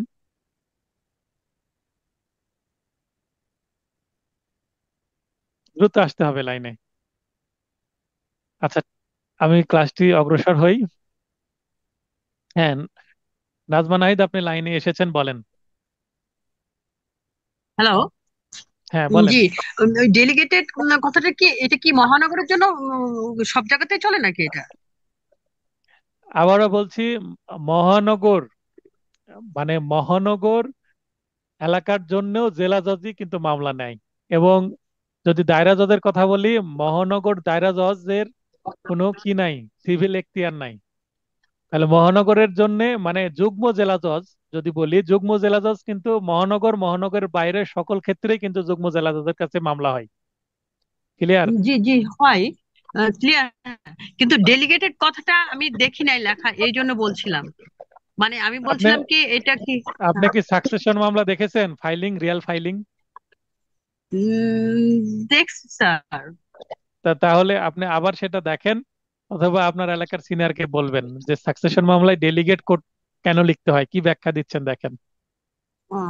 আচ্ছা স্যার, আচ্ছা।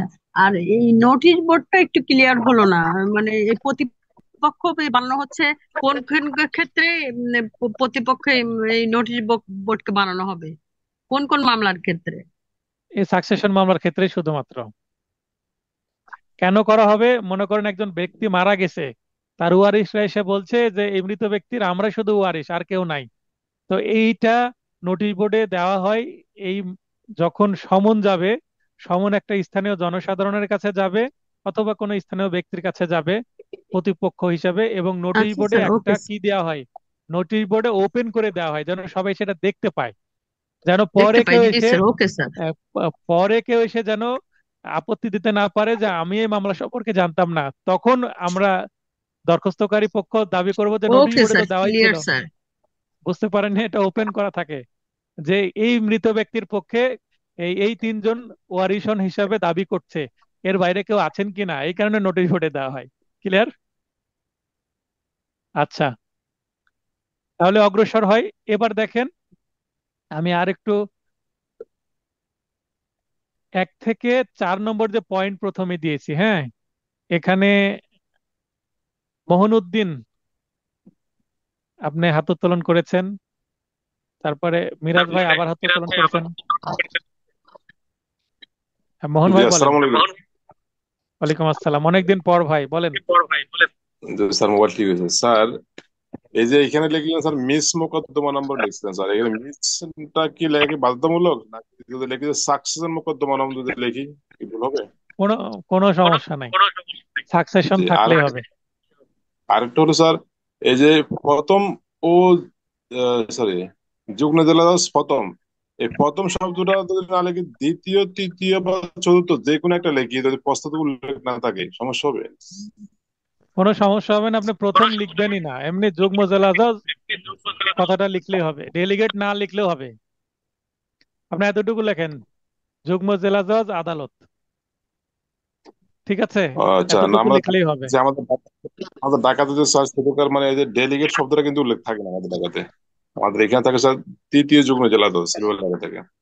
সাকসেশন মামলায় আর জি স্যার, জি একটাই কোড আমাদের ঢাকা স্যার, তৃতীয় যুগ্ম, মানে এই কোডে শুধু গেল সাকসেসফুল যারা মামলা নেই। জানা যারা ডেলিগেট শব্দের অর্থ বুঝেন সিনিয়ররা দেখবেন যে ডেলিগেট শব্দটা উল্লেখ করে। যারা জানেন না তারা হয়তো উল্লেখ করেন না বা ইচ্ছা করে উল্লেখ করেন না। মানে এটা খুব একটা গুরুত্বপূর্ণ বিষয় নয়, কারণ ওই কোর্টেই মামলা সাকসেশন হয়, কিন্তু ওই কোর্টকে ডেলিগেট কোর্ট বলে। তবে আপনি সাকসেশন সার্টিফিকেটটা দেখবেন। ওইখানে সাকসেশন উল্লেখ আছে। সার্টিফিকেট যখন ইস্যু করা হবে, হ্যাঁ, এই যে সাকসেশন সার্টিফিকেট এই ধরনের কালারের হয়, এই কালারের সাকসেশন সার্টিফিকেটে দেখবেন অবশ্যই কোর্টের নামে ডেলিগেট শব্দটা থাকবে। কোনো লয়ার যদি আরজিতে ডেলিগেট শব্দ ব্যবহার নাও করে, সার্টিফিকেটের উপরে অবশ্যই ডেলিগেট শব্দ থাকবে, কারণ এটা হাইকোর্ট ফর্ম তৈরি করেই দিয়েছে। আমি কি সঠিক বললাম? জি স্যার ঠিক বলছেন স্যার। স্যার এবার এবার আর সঠিক আছে। জি, স্যার আরেকটা হলো স্যার, ওই যে যে ধারা 26 যেটা বললেন সংশোধনের মধ্যে এফিডেভিট উল্লেখ করা হয়েছে মানে লিখিত ভাবে, তাহলে হুম। এখন কি মানে আরজি থেকে সত্যপাঠ প্লাস হলফনামা দুইটাই কি হবে লিখিত ভাবে? আমি কি আমি কি একবার এই কথা বলেছি? না, এই যে আমরা তো যে হলফনামাটা আগে তো এটা মৌখিকভাবে বলতে, এখন না বললেন স্যার আপনার লিখিত ভাবে দিতে হবে, সেটা বললাম আর কি। হ্যাঁ, আমি সেটাও বলিনি, আপনি ওই সময় কেন এই কথাটা তুললেন না? আমি স্যার ওই সময় স্যার আমি হাত তুলছিলাম অবশ্যই, ইয়ে করার আচ্ছা, এখন পাই। ক্লিয়ার করি আমি। আমি নোটের লাস্টে যে লিস্ট দিয়েছি না, শেষে সত্য পাঠ দিতে হবে, হ্যাঁ সত্য পাঠ দিতে হবে। এবং সেখানে আরজিতে শুধু সত্য পাঠ দিতে হবে, হলফনামা দিতে হবে না।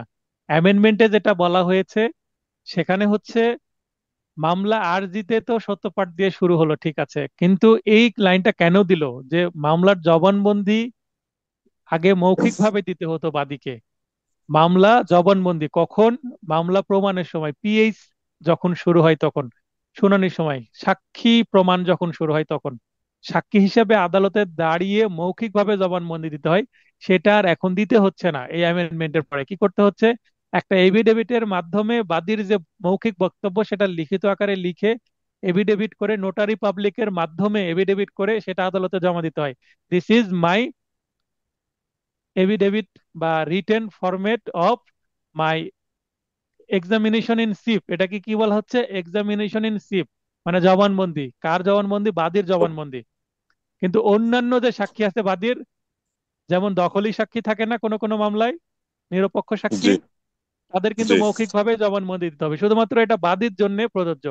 কেন? বাদী প্লেন্টের যে ফ্যাক্ট বা ঘটনা, সেটা শুধুমাত্র বাদী এভিডেভিটের মাধ্যমে দিতে পারে, এবং সেটা বাদীর প্রমাণ করার দায়িত্ব তাই। এবং দখলী সাক্ষীকে ওরালি এসে আদালতে জবানবন্দি দিতে হবে। এবং বাদী লিখিত জবানবন্দি দিলেও তাকে কিন্তু ক্রস এক্সামিনেশন করা যাবে মৌখিকভাবে। ক্লিয়ার হলো এবার বিষয়টা? এটা বলা হচ্ছে অ্যামেন্ডমেন্টে। এটা হলো স্যার তাহলে সাক্ষীর ক্ষেত্রে, মানে সাক্ষীর পর্যায়ে ফাইলিং পর্যায়ে না, বুঝতে পারছি। হ্যাঁ হ্যাঁ, সাক্ষী পর্যায়ে, এটা ফাইলিং এর ম্যাটার না। অ্যামেন্ডমেন্ট আর ফাইলিং বুঝতে এর পারছি। কোনো কন্টেন্ট নিয়ে, মানে একটা আরজিতে কি থাকবে কি থাকবে না এই নিয়ে কোনো কি নাই, অ্যামেন্ডমেন্ট নাই। শুধু প্রসিডিউর নিয়ে অ্যামেন্ডমেন্ট হয়েছে, ঠিক আছে? বুঝতে পারছি স্যার। আ- ঠিক আছে স্যার, ঠিক আছে। ওকে ওকে, আচ্ছা, আসসালাম। ধন্যবাদ। এরপরে দেখেন, আপনার এই যে প্রথম থেকে যে সবুজ অংশটুকু আপনাকে দিতেই হবে, এরপরে আপনি আবার আসবেন নিচে সবুজ অংশটুকু। অতএব উপরোক্ত বিষয়াদি বিবেচনা পূর্বক ন্যায় বিচারের স্বার্থে দরখাস্তকারীগণের পক্ষে আরজি সংশোধনের দরখাস্তটি মঞ্জুর করতে, এখানে করিতে আছে, করতে হবে। বিজ্ঞ আদালতের সদয় মর্জি হয়। আর আমি বাস্তবে সিভিল মামলার ক্ষেত্রে সাধু ভাষা ব্যবহার করি, ক্রিমিনাল মামলার ক্ষেত্রে চলিত ভাষা ব্যবহার করছি।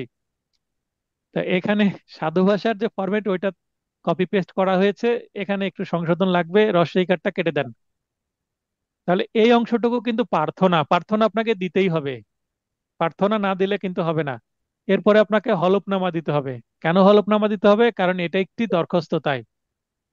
বাস্তবে এই ধরনের দরখাস্ততে হলফনামা না দিয়ে সত্যপাঠ দিয়েও চালিয়ে দেয়, দেখি, আদালত কিছু বলে না। কিন্তু এখানে আইনত হলফনামা দিতে হবে। হলফনামাতে এদের নাম ঠিকানা দিয়ে দিতে হবে। তারপর শপথ পূর্বক এই মর্মে ঘোষণা করতেছি যে এই বক্তব্যগুলো অবশ্যই থাকতে হবে। হলফনামাতে এই বক্তব্যগুলো অবশ্যই থাকতে হবে এবং হলফকারী স্বাক্ষর দিতে হবে। তারিখ দিলেন, হলফকারী আমার সামনে স্বাক্ষর করলো, আমি শনাক্ত করলাম, অ্যাডভোকেট এই কথা বলবে। এবং এই পাশে সে হলফকারী পরিচালনাকারী কর্মকর্তা মানে আদালতের সেরেস্তাদার এসে বলবে যে এত তারিখে আমার সামনে এতটার সময় স্বাক্ষর করলো। হলফনামার এই যে কন্টেন্ট, হলফনামার এই যে কন্টেন্ট, এই কন্টেন্টটা আপনাকে যখন বেশি নম্বরের জন্য প্রশ্ন আসবে, যতটুকু আমি সবুজ করলাম পুরোটাই দিতে হবে। 7 নম্বরের জন্য যদি প্রশ্ন আসে, 8 নম্বরের জন্য, 9 নম্বর বা 10 নম্বরের জন্য যদি কোনো ড্রাফটিং আসে, আপনাকে হলফনামা পুরোটাই দিতে হবে যদি দরখাস্ত আসে। এখন যদি আসে 5 নম্বরের জন্য, তাহলে কি আমি পুরো হলফনামা দিব? পুরো হলফনামা দিব না, জাস্ট হলফনামা শব্দটা লিখে দিব। এবং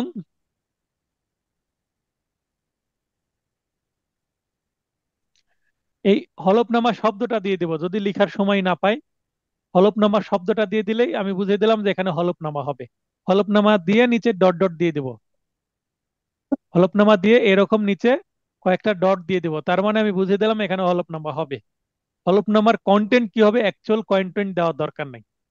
যদি, আবারও বলছি, 5 বা তার কম নম্বরের জন্য দরখাস্ত আসে, 5 বা 4-এর জন্য, হলফনামা লিখে নিচে ডট ডট দিয়ে দিলাম, হলফনামায় কি লিখতে হবে এটা লেখার দরকার নাই। তো হলফনামা জাস্ট শব্দটাই এনাফ। কিন্তু বেশি 10 নম্বরের জন্য আসলে পুরো হলফনামা লিখতে হবে। নম্বরের উপর ভিত্তি করে আপনি কতটুকু দিবেন। এরপরে আরজি খারিজ আদেশ সরাসরি রদ রহিত পূর্বক মোকদ্দমা পুনর্বহালের জন্য দরখাস্ত মোসাবেদা। একটা বাদীর আরজি খারিজ করে দিয়েছে, আদালতকে আমি এখন বলবো ইওর অনার, এই আরজিটা খারিজ হয়ে গেছে, এই আরজিটা আবার কি পুনর্বহাল করেন এবং আরজির আদেশ, খারিজ আদেশটা রদ করেন। রদ করেন মানে থামান, এবং রহিত করেন মানে বাতিল করেন। রদ রহিত মানে বাতিল করে দেওয়া। তাহলে খারিজ আদেশ যদি বাতিল হয়ে যায় তাহলে মামলাটা আবার পুনর্বহাল হবে, মানে মরে গেছে মামলা আবার জীবিত হবে। এটাকে পুনর্বহাল বা রিভাইভ বলা হয়। তো রিভাইভ কত ধারায় করতে হবে? আদেশ 9-এর বিধি 9-এর ক আমরা সরাসরি করব, তাই বিধি 9-এ আছে হচ্ছে সরাসরি না, আর বিধি 9-এর ক আছে সরাসরি। যেহেতু দরখাস্ত তাই মামলা নাম্বার দিব। এখানেও যুগ্ম জেলা জজ প্রথম আদালত রাজশাহী, এটা আমার রিয়েল কেস থেকেই দেওয়া হয়েছে। এখানে আমি বাদী বিবাদীর নাম উল্লেখ করেছি। বাদী বিবাদীর নাম উল্লেখ করলে কি সমস্যা? কোনো সমস্যা নাই। পরিপূর্ণ ঠিকানা জাস্ট ইউজ করা যাবে না। পরিপূর্ণ ঠিকানা ইউজ করলে আপনি হয়তোবা পরীক্ষককে মেসেজ দিচ্ছেন যে এটা আমার ঠিকানা, আমার সাথে যোগাযোগ করুন, আমি অসৎ উপায় অবলম্বন করতে ইচ্ছুক, মানে আপনাকে টাকা পয়সা দিয়ে পাশ করতে ইচ্ছুক, এই ধরনের একটা মেসেজ চলে যায়। তাই আমি মানে পূর্ণ স্যার, নাম ঠিকানা ব্যবহার করতে নিষেধ করছি। বলেন। স্যার, এই ক্ষেত্রে আমি একটু বলছিলাম যে আমরা যুগ্ম জেলা জজ আদালত, আদালতের নামটা কি লিখবো? ধরেন আমি কোন বার থেকে আসছি সেটা তো তাহলে প্রুফ হয়, সমস্যা নাই, লিখেন নিজের লেখা বারের যাবে। লিখলে, নিজের বারের নাম আমি লিখলে আমি সেখানে যদি না অনেকেই। লিখি তাহলে কি ভুল হবে? ধরেন আমি ক দিয়ে দিলাম যে আদালত ক, খ, না না তাহলে কি না, ভুল জেলা, হবে? আপনি জেলার নাম দেন, জেলার নাম দেয়া- দেন। জেলার নাম কেন দিবেন? একটা জেলায় তো অনেকেই পরীক্ষা দিবে, ঠিক আছে?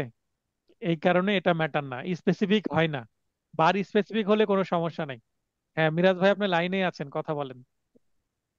স্যার বলছি যে আরজি ক্ষেত্রে লেখার ক্ষেত্রে স্যার প্রথম পেজ যেখান থেকে শুরু করলাম, যে স্টাইলে লেখা আছে আপনার সেটা থেকে প্রথম পেজে লিখে অপর পৃষ্ঠায় কি লেখা যায় হচ্ছে যে বাকি অংশ নাকি ওই হ্যাঁ, পিছনের যে আরজি আরজি লেখার যে নিয়ম সেটা হচ্ছে আপনি প্রথম যে যে যে জায়গা থেকে শুরু করবেন, ফ্রেশ পাতা থেকে শুরু করবেন। দেখেন এটা ফ্রেশ পাতা থেকে শুরু হয়েছে, তার মানে লিখার মাঝখান হুম, থেকে শুরু করবেন না, ঠিক আছে?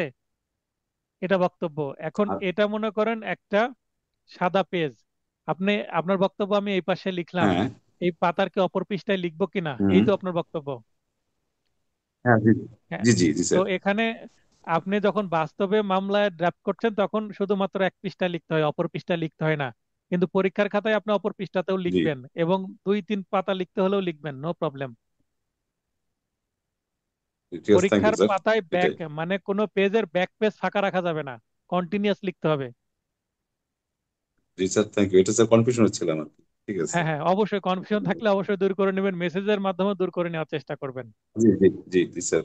ঠিক আছে, তো এখানে দেখেন কি হয়েছে। দরখাস্তকারী বাদী পক্ষে বিনীত নিবেদন এই যে, সূত্রে বর্ণিত মোকদ্দমাটি অত্র দরখাস্তকারী বাদী বিবাদীর বিরুদ্ধে দখল পুনরুদ্ধারের জন্য করেছে। তাহলে কি মামলা? দখল পুনরুদ্ধারের 9 ধারী মামলা।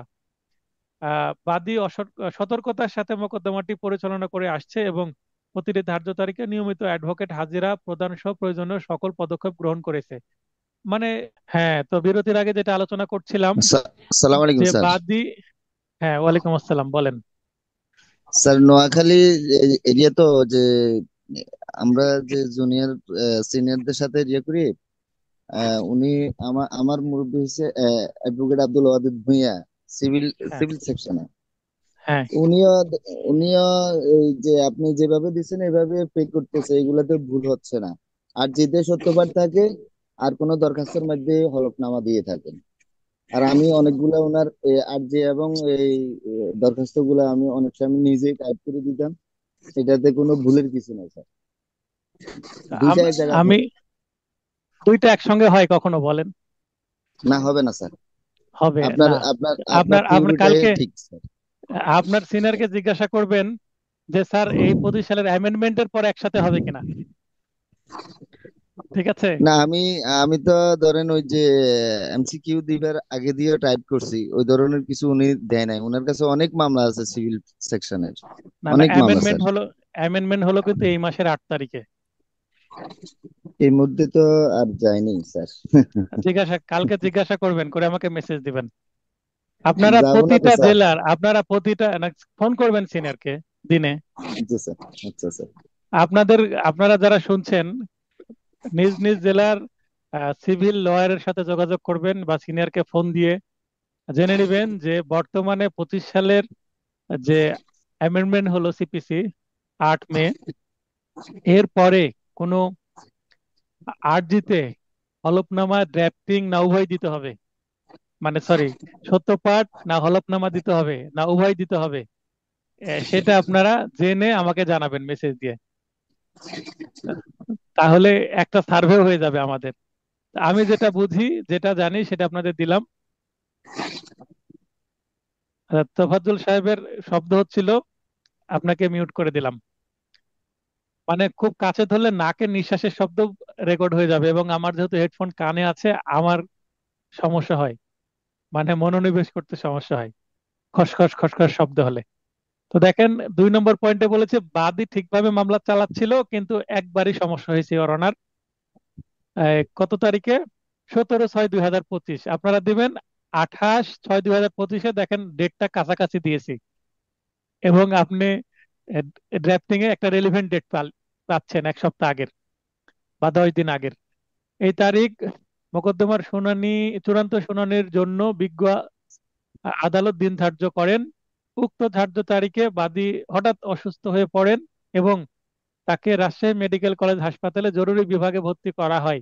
আচ্ছা, যদি এখানে আপনারা কোর্টের নাম চট্টগ্রাম লিখেন তাহলে এখানে নিশ্চয়ই রাজশাহী মেডিকেল কলেজের কথা লিখবেন না, আপনার এলাকার মেডিকেল কলেজের কথা লিখবেন বা অন্য কোনো প্রতিষ্ঠান কথা লিখবেন বা অন্য কোনো কারণ দেখাবেন।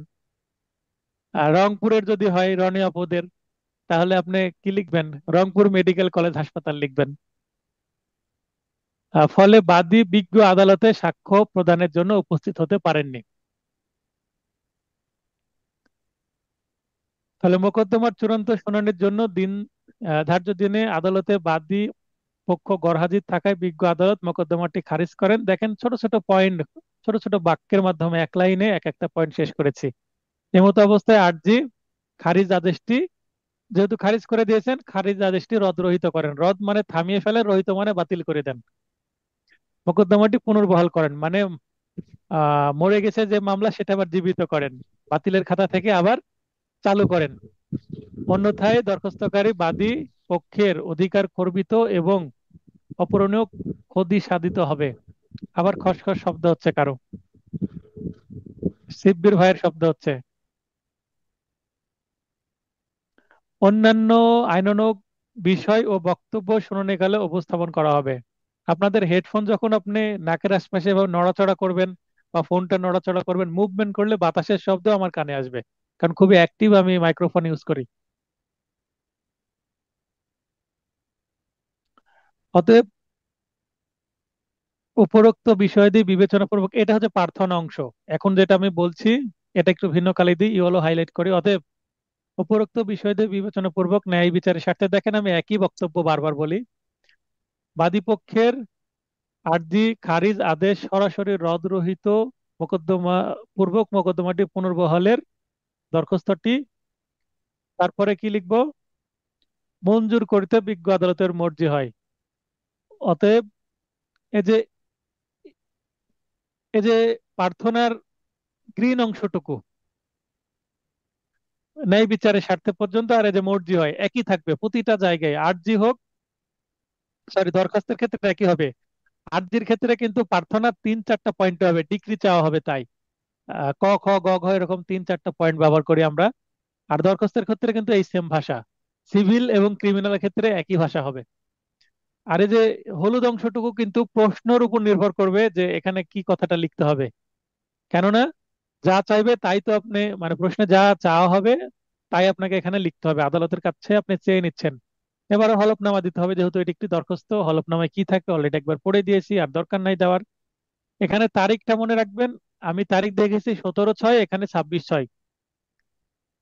26/6 কেন দিলাম, 28/6 পরীক্ষা, কারণ 28/6 শনিবার।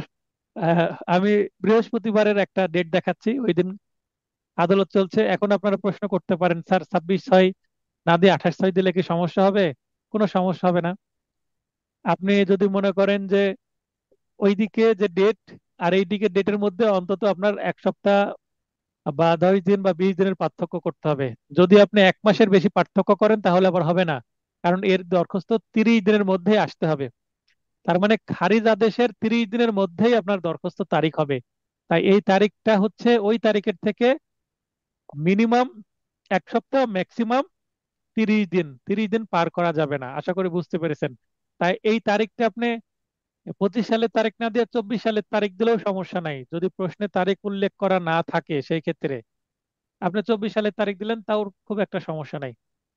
আপনাকে ফরম্যাট জানতে চাওয়া হয়, রিয়েল কোনো র্যাপটিং করতে বলা হয় না। আপনি জানেন কিনা, বুঝেন কিনা, ফরম্যাট জানেন কিনা, সেটাই আপনার থেকে চেক করা হয়। কিন্তু এখানে আমি মোস্ট রেলিভেন্ট করার চেষ্টা করি, কি কারণে, আপনি তো অ্যাডভোকেট হবেন, যেন আমার স্টুডেন্টরা আদালতে ভালো প্র্যাকটিস করতে পারেন এবং সিনিয়রের কাছে বেশি বকাবকি খেতে না হয়। এই কারণে ড্রাফটিংটা অনেকটা আমি রিয়ালিস্টিক করার চেষ্টা করি এবং সবগুলো আমার রিয়েল মামলা থেকেই তুলে দিই আমি। এখানে দেখেন কিছুটা মেবি কমানো হয়েছে, আপনাদের নোটে আগে হয়তো বা বড় ছিল, আরো কমিয়েছি আমি। এরপরে বিজ্ঞ যুগ্ম জেলা জজ প্রথম আদালত রাজশাহী, এখানে অর্থ আইনের একটা মামলা দিয়েছি। অর্থ আইনে মিস দিতে হয় না, 20/2025 কি চেয়েছি, আদেশ 38 বিধি 6 মতে বিবাদীর সম্পত্তি রায়ের পূর্বে ক্রোকের আদেশ। তো রায়ের পূর্বে ক্রোকের আদেশের জন্য কিন্তু অর্থ ঋণ আদালতের মামলা বা অর্থ মামলা হওয়াটা বাঞ্ছনীয়, এই কারণে অর্থ মামলাই আপনাকে দিতে হবে। কারণ অর্থ মামলার ক্ষেত্রে রায়ের পূর্বে ক্রোক হওয়ার সম্ভাবনা সবচেয়ে বেশি। অন্যান্য মামলার ক্ষেত্রেই হয়, কিন্তু এই মামলাতে বেশি ব্যবহৃত হয়, তাই এটাই সবচেয়ে রেলিভেন্ট। তাই আমি অর্থ মামলা দেখেছি প্রশ্নের মধ্যে। এখানে রায়ের পূর্বে সম্পত্তি ক্রোকের জন্য দরখাস্ত মোসাবেদা, জাস্ট আমি একটা হেডিং দিয়ে দিয়েছি, কিন্তু ফাইনাল টাচ নোটে কিন্তু অনেক, মানে সিচুয়েশন দিয়ে দিব, প্রবলেমেটিক প্রশ্ন এবং ড্রাফটিং মিক্সড করে দিব। যেমন এর আগে ছিল সিআরপিসি তে প্রবলেমেটিক প্রশ্নের উত্তরের জন্য আপনি কি সিদ্ধান্ত নেবেন? আমি জামিনের দরখাস্ত করব, এতটুকুর জন্য 1 নম্বর, তারপরে দরখাস্ত লিখলে আরো 4 নম্বর। এইভাবে আমি প্রবলেমেটিক প্রশ্ন এবং ড্রাফটিং কে মিক্সড করে দিব, যেন আপনি ধরতে পারেন যে প্রবলেমটা কি, সেটা সলিউশন করলেন, তারপরে আপনি ড্রাফটিং লিখলেন। একের মধ্যে দুই কাজ হয়ে যাবে আপনার। আবার হতেও পারে যে বাস্তবে প্রবলেমেটিক প্রশ্ন এবং ড্রাফটিং একসঙ্গে মিক্সড করেও আসতে পারে। যেভাবে আসুক না কেন, আপনার আমার স্টুডেন্ট যদি নিয়মিত ক্লাস করে, পরীক্ষা দেয়, পড়াশোনা করে, আমার নোটটা অন্তত, এই যে নোটটা শেষ হবে আগামী শনিবারের মধ্যে, নোটটা শেষ হয়ে যাচ্ছে, এই শনিবারের মধ্যে যারা আমার নোটটা প্রপারলি শেষ করবে, ফাইনাল টাচ নোট, তাদের পড়তে সময় লাগবে না। আর এই নোটটা যারা শেষ করবে না, পড়ে শেষ হবে না, এই ভিডিও দেখে শেষ করবে না, তাদের কিন্তু ফাইনাল টাচ নোট পড়ে লাভ হবে না। কেন লাভ হবে না? পাহাড় জমে থাকবে তাদের জন্য। তার মানে এই নোটটা আপনাদেরকে আগামী শনি রবি বা সোমবারের মধ্যে শেষ করতে হবে। আর 1 সপ্তাহের মধ্যে এই নোট যদি শেষ করতে না পারেন, ফাইনাল টাচ নোট নিয়ে আপনাদের লাভ হবে না, বা ফাইনাল টাচ নোটের রিভিশন ক্লাসে আপনার খুব একটা লাভ হবে না। কারণ আমি পাহাড় সরাতে পারবো না। এই মাত্র সময় থাকবে 2 সপ্তাহের সামান্য বেশি, তার মধ্যে শেষের দিকে আবার মডেল টেস্টও নিব। তার মানে রিভিশন ক্লাস বেসিক্যালি 2 সপ্তাহর, মডেল টেস্ট হবে এবং সলিউশন ক্লাস হবে। তো 2 সপ্তাহে তো একটা লিখিত পুরো ক্লাস শেষ করা খুব সো টাফ। যদি আপনার এই নোটটা কমপ্লিট করা থাকে তাহলে আপনার জন্য সহজ, কারণ প্রবলেমেটিক প্রশ্ন আর ড্রাফটিং এ বেশি বেশি ফোকাস করা হবে। আর প্রশ্ন দিয়ে দেওয়া হবে এবং বলে দেওয়া হবে আমার মূল নোট থেকে পড়ে নিন বা কোনো গাইড থেকে পড়ে নিন। এইভাবেই রিভিশন ক্লাস শেষ করা হবে দ্রুত। এবার দেখেন, দরখাস্তকারী বাদীপক্ষে বিনত নিবেদন, এই যে কে দরখাস্ত করছে? বাদী, তাই বাদী পক্ষ। বিবাদী যদি দরখাস্ত করে, বিবাদী পক্ষ বলতে হবে। এখানে ঘটনা কি হয়, সে ঘটনাটা 1 নম্বরে বলে দিতে হবে। সূত্রে বর্ণিত মোকদ্দমাটি, সূত্রে বর্ণিত বলতে যে এখানে যেটা মামলার কথা বলেছে সেটা। অত্র দরখাস্তকারী বাদী বিবাদীর বিরুদ্ধে 2 লক্ষ টাকা আদায়ের জন্য বিজ্ঞ আদালতে মামলা দায়ের করেন। মামলা কথাটা যুক্ত করে নেন, মামলা শব্দটা কেটে গেছে। যা বিজ্ঞ আদালতে চূড়ান্ত শুনানির জন্য আগামী 17/6/2025 খ্রিস্টাব্দ তারিখের দিন ধার্য আছে। আচ্ছা, এখানে আগামী কথাটা যখন আপনি লিখবেন, তাহলে এই ডেটটার আর যেদিনকে লিখছেন সেই ডেটটার মধ্যে আপনার পার্থক্যটা হবে কি, এই ডেটটাই পরে হতে হবে। তাহলে এখানে আপনারা 17/6 না করে 17/8 করে দেন। এই ডেটটা 17/8 করে দেন। পরীক্ষা হবে যেহেতু আপনার 28/6 আহ, আপনার 17/8 করে দেন বা 17/7 করে দেন। কি কারণে? কারণ যেদিনকে লিখবেন তার থেকে অ্যাডভান্স ডেট থাকতে হবে। আগামী শব্দটা আছে যে, কারণ ভবিষ্যতে সে বিক্রয় করবে এরকম। মোকদ্দমার আর্জির বর্ণনা মতে বাদী ও বিবাদী উভয় ব্যবসায়ী, ব্যবসায়িক লেনদেনের দরুন বা কারণে বিবাদীর নিকট বাদীর 2 লক্ষ টাকা পাওনা হয়। উক্ত পাওনা টাকা পরিশোধের জন্য বিবাদীকে জানালে বিবাদী বাদীকে বিভিন্ন অজুহাতে কালক্ষেপণ করেন। কালক্ষেপণ করেন বলতে আজ না কাল, কাল না পরশু দিব, আগামী মাসে দিব, এরকম করে ডিলে করানো। বাদী জানতে পারেন যে বিজ্ঞ নিম্ন তফসিল বর্ণিত বিবাদীর একমাত্র সম্পত্তি। পয়েন্ট টু বি নোটেড, এই যে একমাত্র সম্পত্তি কথাটা উল্লেখ থাকতেই হবে। কারণ যদি একাধিক সম্পত্তি থাকে তাহলে রায়ের পূর্বে ক্রোকের আদেশ পাওয়া যাবে না। মানে তার কাছ থেকে 2 লক্ষ টাকা পাবো, তার লাইফের আর কিচ্ছুই নাই, শুধুমাত্র 5 কাঠা সম্পত্তি আছে। তো সে 5 কাঠা সম্পত্তি কি করছে? সে গোপনে বিক্রয়ের চেষ্টা করছে। তাহলে গোপনে বিক্রয় করে যদি সে সম্পত্তিটা কি করে হাতছাড়া করে ফেলে, তাহলে এই মামলায় ডিক্রি পেলে এই 2 লক্ষ টাকা কি আর বিবাদীর কাছ থেকে তোলা যাবে? যাবে না, কারণ তার সম্পত্তিও নাই যে এই সম্পত্তি অকশনে বিক্রয় করে টাকা আদায় করা যাবে। তার মানে তার টাকা আদায়ের পথ বন্ধ হয়ে যাবে সম্পত্তি বিক্রয় হলে। তাই এই সম্পত্তি বিক্রয় আটকানোর জন্যই ক্রোকের আদেশ পাওয়া জরুরি। রায় হয়নি, মামলা চলমান, মামলায় এই দরখাস্ত। তাহলে পুরো ফ্যাক্ট বলে দিলাম মামলার। এবার এমত অবস্থায় বাদীর ভবিষ্যৎ ডিক্রি জারি নিশ্চিত কল্পে বিবাদের উক্ত একমাত্র সম্পত্তি 5 কাঠা জমি রায়ের পূর্বে ক্রোক হওয়া একান্ত আবশ্যক। অন্যথায় দরখাস্তকারী বাদী পক্ষের অধিকার খর্বিত এবং অপূরণীয় ক্ষতি সাধিত হবে। অন্যান্য আইনানুগ বিষয় ও বক্তব্য শুনানিকালে উপস্থাপন করা হবে। এই লাইনটা আমি দিয়ে থাকি বাস্তবে, কারণ এর বাইরেও কিছু বক্তব্য থাকে যেটা কথা প্রসঙ্গে মৌখিকভাবে হিয়ারিং এর সময় বলতে হয়, দরখাস্তের বাইরেও কথা বলা লাগে। তাই আর 10 মিনিট ক্লাস হবে। অতএব উপরোক্ত বিষয়াদি বিবেচনাপূর্বক ন্যায় বিচারের স্বার্থে একই ভাষা কি চাচ্ছি, দরখাস্তটি মঞ্জুর করে বাদীর ভবিষ্যৎ ডিক্রি জারি নিশ্চিতকল্পে বিবাদীর উক্ত একমাত্র সম্পত্তি 5 কাঠা জমি রায়ের পূর্বে প্রকাদেশ দানে বিজ্ঞ আদালতের সদয় মর্জি হয়। এবার দেখেন সম্পত্তির তফসিল, তফসিল দিয়ে ডট ডট দিয়ে দিয়েছি। আমার তফসিল লেখা দরকার নাই। জেলা রাজশাহীর মৌজায়, থানা এই, মৌজা এই, জেল নাম্বার এত, আরএস খতিয়ান নাম্বার এত, আরএস দাগ নাম্বার এত, সম্পত্তির পরিমাণ 5 কাঠা তো লিখা আছে, এত কিছু দরকার নাই। তারপর সম্পত্তির চৌহদ দিয়ে এখানে ডট ডট দিয়ে দিবেন। তারপর হলফনামা, এখানেও প্রয়োজনে ডট ডট দিয়ে দিবেন যদি নম্বর কম আসে। আর হলফনামা কি সেটা অলরেডি আমি পড়ে দেখিয়েছি।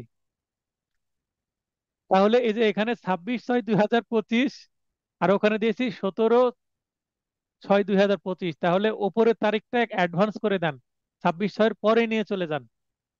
কারণ ওখানে ভবিষ্যৎ বলা আছে, যেদিনকে দরখাস্ত লিখছেন তার থেকে তো 1 মাস পরে বা 2 মাস পরে দিতে হবে, ধার্য তারিখ পরে। আচ্ছা, এরপরে অস্থায়ী নিষেধাজ্ঞার জন্য দরখাস্ত। মামলা চলমান আছে, 5 নম্বর মামলা, এটা একটি সত্য মোকদ্দমা বা টাইটেল শুট। তো এখানে অপ্র বললেও হবে। হ্যাঁ, 17/8, ঠিক আছে সুবর্ণা মল্লিক, আপা ঠিক আছে, আপনি 17/8 লিখবেন, মানে ধার্য তারিখ পরে থাক, আগে আমার কি করতে হবে, এই সম্পত্তিটা বিক্রয় আটকাতে হবে। তাই আমি দ্রুত আসছি। এটা কিসের মাধ্যমে আসছি, পুট আপ দিয়ে বা মামলা নথি উত্থাপন দিয়েও দরখাস্ত দেওয়া যায় ধার্য তারিখের আগেই, কারণ জরুরি বিষয় তাই। দরখাস্তকারী বাদী ক, আর প্রতিপক্ষ বিবাদী হচ্ছে খ। The code of civil procedure 1908 এর আদেশ 39 বিধি 1 ও 2 এবং ধারা 151 মতে অস্থায়ী নিষেধাজ্ঞার প্রার্থনা। ধারা, সিআরপিসির ধারা 151-তে কি আছে কে বলবেন? সিআরপিসির 151-তে কি আছে কে বলবেন? সবাই ঘুমিয়ে গেছেন নাকি? হ্যাঁ, দিলরুবা আপু বলেন, জেগে আছেন? জি স্যার, এটাতে আছে স্যার ইনহেরেন্ট পাওয়ার 151। হ্যাঁ, এই ধরনের সহজাত দরখাস্তে আমরা, ক্ষমতা। জি এই স্যার। ধরনের দরখাস্তে আমরা 151 যুক্ত করে দিই। কেন? জি যে স্যার। 151 দিলে একটু আদালতকে স্মরণ করে দেওয়া হয়, স্যার আপনার হাত তো অনেক বড়, আপনি চাইলে তো অনেক কিছু করতে পারেন, আপনার সহজাত ক্ষমতা আছে, জি জন্মসূত্র স্যার। ক্ষমতা। তো এটা দিলে আদালত এই দরখাস্ত দেখে আরো খুশি হয়, 151 দ্বারা যুক্ত করে দিতে, মানে তার যে একটা স্পেশাল পাওয়ার আছে সেটা স্মরণ করে দেওয়া আর কি। তাই এটা আমি করি এই ধরনের দরখাস্তে। বিশেষ করে নিষেধাজ্ঞাটা দেওয়া না দেওয়া কি ডিসক্রিশনারি পাওয়ার না? জি স্যার। নিষেধাজ্ঞা যেহেতু ডিসক্রিশনারি পাওয়ার, আদালতের ইচ্ছাধীন ক্ষমতা, তো জি আদালতের ইচ্ছাধীন ক্ষমতা মানে আদালত দিতেও পারে নাও দিতে পারে, তখন আদালতকে কি করতে হয়, কনভিন্স করতে হয়। আর কনভিন্স করার জন্য 151 দ্বারা একটা মোক্ষম অস্ত্র। জি আদালতকে স্যার, এখানে একটা ছাড়া কথা বলবো স্যার আমি, যে স্যার অবশ্যই। আমার সিনিয়রও এটাই ব্যবহার করে 151। আর কিছুক্ষণ আগে আপনি বললেন যে আরজিতে সত্যপাঠ, আবার দরখাস্তে এফিডেভিট, এই কথাটা স্যার সত্যি। কারণ আমাদের কোর্টেও, রংপুর বারেও আমরা দেখি, আমার সিনিয়র সিভিলে আছে, উনি এই ধরনের নিয়ম পালন করে। শুধু অ্যামেন্ডমেন্টে আসছে, এই গত সপ্তাহে আমি গেছিলাম, তো একটা মামলা জমা দিলাম আরজি, তো ওনারা নিল না। সেরেস্তাদার ফেরত দিল, বলল যে আপা, এটাতে হচ্ছে আপনার সমস্ত বিবাদীদের মোবাইল নম্বর লিখতে হবে এবং এনআইডি কার্ড সংযুক্ত করতে হবে, এটা বললো ওকে। আমাদেরকে, আবার ঘুরে দিল। এটাই। তো সেখানে সেখানে কি আরজিতে হলফনামা দিতে হবে ফাইলিং এর সময়, সেটা কি বলেছে? না না না স্যার, তাহলে ওটা আমি কিছু যেটা দাবি বলেনি। করছি সেটাই তো সঠিক হলো, তাই না? হ্যাঁ স্যার, অবশ্যই। জি স্যার। আচ্ছা, আচ্ছা, ধন্যবাদ। ভুল শিখবেন কেন? জি স্যার। আমার থেকে ভুল হলেও আপনি চেক করার সুযোগ আছে। আপনি তো কোনো না কোনো বারের সাথে যুক্ত আছেন, তাই না? আপনাকে তো, আপনি উড়ে আসেননি কোথাও থেকে, আপনার একটা বার আছে, একটা বারের আপনি একজন জি স্যার। আইনজীবীর আন্ডারে শিক্ষানবিশ হিসাবে দায়িত্ব পালন করছেন 6 মাস এবং পরীক্ষা দিবেন। তো আপনার মাথার উপরে একজন আছে, তার সাথে কথা বলার সুযোগ আছে। তো এই কারণে আমি বলছি ভেরিফাই করবেন তথ্য। তো ধন্যবাদ আপনাকে শেয়ার করার জন্য এবং দ্রুত এটা নিষ্পত্তি করার জন্য। আশা করি এটা নিষ্পত্তি হবে, কারণ আমি যুক্তি ছাড়া তো কথা বলিনি এখানে। এবং আমিও একজন জি সিনিয়রকে স্যার, ফোন দিয়ে আমি রেকর্ডিং শোনালাম। হ্যাঁ, হাসনাপাও জি বলছে স্যার। আরজিতে সত্যপাঠ, উনি ঢাকা বারের খুব অ্যাক্টিভ প্র্যাকটিস করেন। ধন্যবাদ হাসনাপা। আচ্ছা মিরাজ ভাই, দ্রুত আসতে হবে, 5 মিনিট ক্লাস কন্টিনিউ হবে। লাইন কেটে গেলে আর লাইনে আসবো না। মিরাজ ভাই, এবার বাদী পক্ষে বিনীত নিবেদন এই যে ঘটনা বলবো। দরখাস্তকারী বাদী বিবাদীর বিরুদ্ধে নিম্ন তফসিল ভুক্ত সম্পত্তি নিয়ে সূত্রে বর্ণিত মোকদ্দমা, ঘোষণামূলক মোকদ্দমাটি বিজ্ঞ আদালতে দায়ের করেন। এটা কি মোকদ্দমা? ঘোষণামূলক মোকদ্দমা। মিরাজ ভাই লাইনে আছেন, কথা বলেন। জি, বলছি স্যার যে আমরা অ্যামেন্ডমেন্ট মানে অ্যামেন্ডমেন্ট আপনি তো যে ক্লিয়ার করলেন, এরপর আর কোনো কনফিউশন থাকার কথা না। এক, দুই হলো আমরা যে গতানুগতিক পরীক্ষায় অ্যাটেন্ড করবো 28 তারিখে, আমরা যদি হ্যাঁ, সত্যবাদ দিয়ে লিখে আসি তাতে ওইটা হলো এলাও হবে, এবং সর্বসাকল্য সর্ব ইসে একদম সর্বজন যারা জাস্টিস যারা আমাদের খাতা দেখবেন যারা, অবশ্যই তারা মানে এর উপরে থাকবেন। যদি নতুন কোনো কিছু ম্যান্ডেটরি হয় সেটা পর্যায়ক্রমে একটা সময় ব্যাপারে, হুম, তো এই নিয়ে আমরা আর কোনো কোশ্চেনে না যাই, আমরা ওইখানে ঠিক থাকতে চাই, আপনি যেটা ক্লিয়ার করলেন। ঠিক আছে, থ্যাংক ইউ। তো বাদী ওয়ারিশ সূত্রে ঠিক আছে। মালিকানা ও দখল প্রাপ্ত হয়ে দীর্ঘদিন যাবৎ আম বাগান ও আধা পাকা বাড়ি নির্মাণ করে ভোগ দখল করে আসছে। আসলে এটা আমার বাদী পক্ষের নিজের মামলা। তো আম বাগান আছে এবং আম বাগানের সাথে একটা আধা পাকা বাড়ি। আধা পাকা বাড়ি বলতে মানে নিচের দিকে ইট দিয়ে এবং উপরে টিন, মানে টিন শেড বাসা, কিন্তু ওয়াল গুলো ইটের তৈরি হলে সেটাকে আধা পাকা বাড়ি বলে আমাদের এলাকায়। তো এইভাবে দখল করছে আম বাগান এবং আধা পাকা বাড়ি, এইভাবে তিনি দখল করছেন। উল্লেখিত আম বাগান বাদীর সাংসারিক ব্যয় নির্বাহের অন্যতম মাধ্যম। আমাদের এলাকায় আম বাগান আছে, নওগাঁ রাজশাহী আম বিখ্যাত। তো এই আমের বাগানের যে আম বিক্রয়ের টাকা দিয়ে এই বাদী সংসার চলে, এটা বাস্তব। মোকদ্দমাটি বর্তমানে বিজ্ঞ আদালতে জবাব দাখিলের জন্য দিন ধার্য আছে, মানে জবাব এখনো দাখিল করেনি, সমন জারি হয়েছে। বিবাদী সমন প্রাপ্ত হয়ে ইতিমধ্যে মোকদ্দমাটিতে বিজ্ঞ আইনজীবীর মাধ্যমে হাজির হলেও জবাব দাখিল না করে একাধিকবার বিভিন্ন অজুহাতে সময় প্রার্থনা করে বিচার বিলম্বিত করছে, মানে টাইম পিটিশন দিচ্ছে, জবাব দাখিলের জন্য সময়ের প্রার্থনা দিচ্ছে। এর মাঝে গত 17/6/2025 তারিখে একটা রিসেন্ট তারিখ দিয়েছি। বিবাদী স্থানীয় কিছু দাঙ্গাবাজ লোকজন সাথে নিয়ে বাদীর সম্পত্তিতে অনধিকার প্রবেশের চেষ্টা করে এবং বাদীকে তফসিল বর্ণিত সম্পত্তি হতে বেদখলের হুমকি দেয়। এখানে হুমকি দিয়েছে, এখনো বেদখল করেনি। এই কারণে আমি নিষেধাজ্ঞা দিব, দিয়ে তাকে আটকাই যেন আমার সম্পত্তিতে না আসে।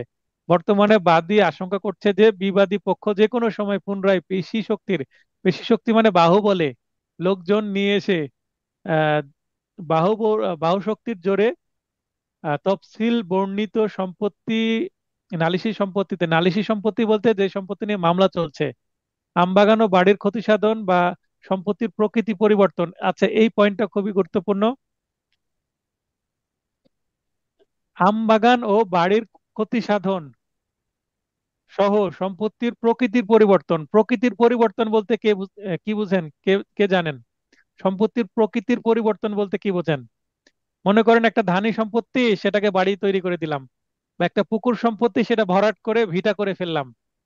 বাড়ি আছে, বাড়ি উচ্ছেদ করে ফেললাম, আম বাগান কেটে সব সাফ করে দিলাম, রাতারাতি শেষ, আম বাগান নাই, বাড়ি নাই। এবং ওখানে কি করে দিলাম? ধান গাছ লাগাই দিলাম, দিয়ে বললাম স্যার এটা ধানই সম্পত্তি। ওখানে কোনো কি ছিল না, বাড়ি ছিল না, আম বাগান ছিল না। এটাই হচ্ছে প্রকৃতির পরিবর্তন করা। খুবই টেকনিক্যাল ল্যাঙ্গুয়েজ। পরিবর্তন করে ফেলতে পারে যা বাদীর অপরিণয় ক্ষতির কারণ হবে। অপরিণয় ক্ষতির কারণ কথাটা অবশ্যই লিখতে হবে। কেন লিখতে হবে? কারণ এটাই তো ইনজাংশন দিতে আপনাকে হেল্প করবে। এটা হেতুবাদ লিখছেন। তাহলে পুরো কাহিনী বলে দিলেন, মামলা কেন করেছেন, মামলায় কি করছে এখন বিবাদী, এখন আপনি কি চাচ্ছেন। এমত অবস্থায় সূত্রে বর্ণিত মোকদ্দমাটি নিষ্পত্তি না হওয়া পর্যন্ত বিবাদীর বিরুদ্ধে অস্থায়ী নিষেধাজ্ঞার আদেশ হওয়া একান্ত আবশ্যক। অন্যথায় মানে যদি না দেন, তাহলে দরখাস্তকারী বাদী পক্ষের অধিকার খর্বিত হবে, মানে তার যে অধিকার সেই অধিকারটা নষ্ট হবে এবং অপূরণীয় ক্ষতি সাধিত হবে। অন্যান্য আইনানুগ বিষয় ও বক্তব্য শুনানিকালে উপস্থাপন করা হবে। এটা আমি বারবার বলছি যে আমি শুনানিকালে এই কথাটা রাখি, এটা মুখস্থ করে ফেলবেন।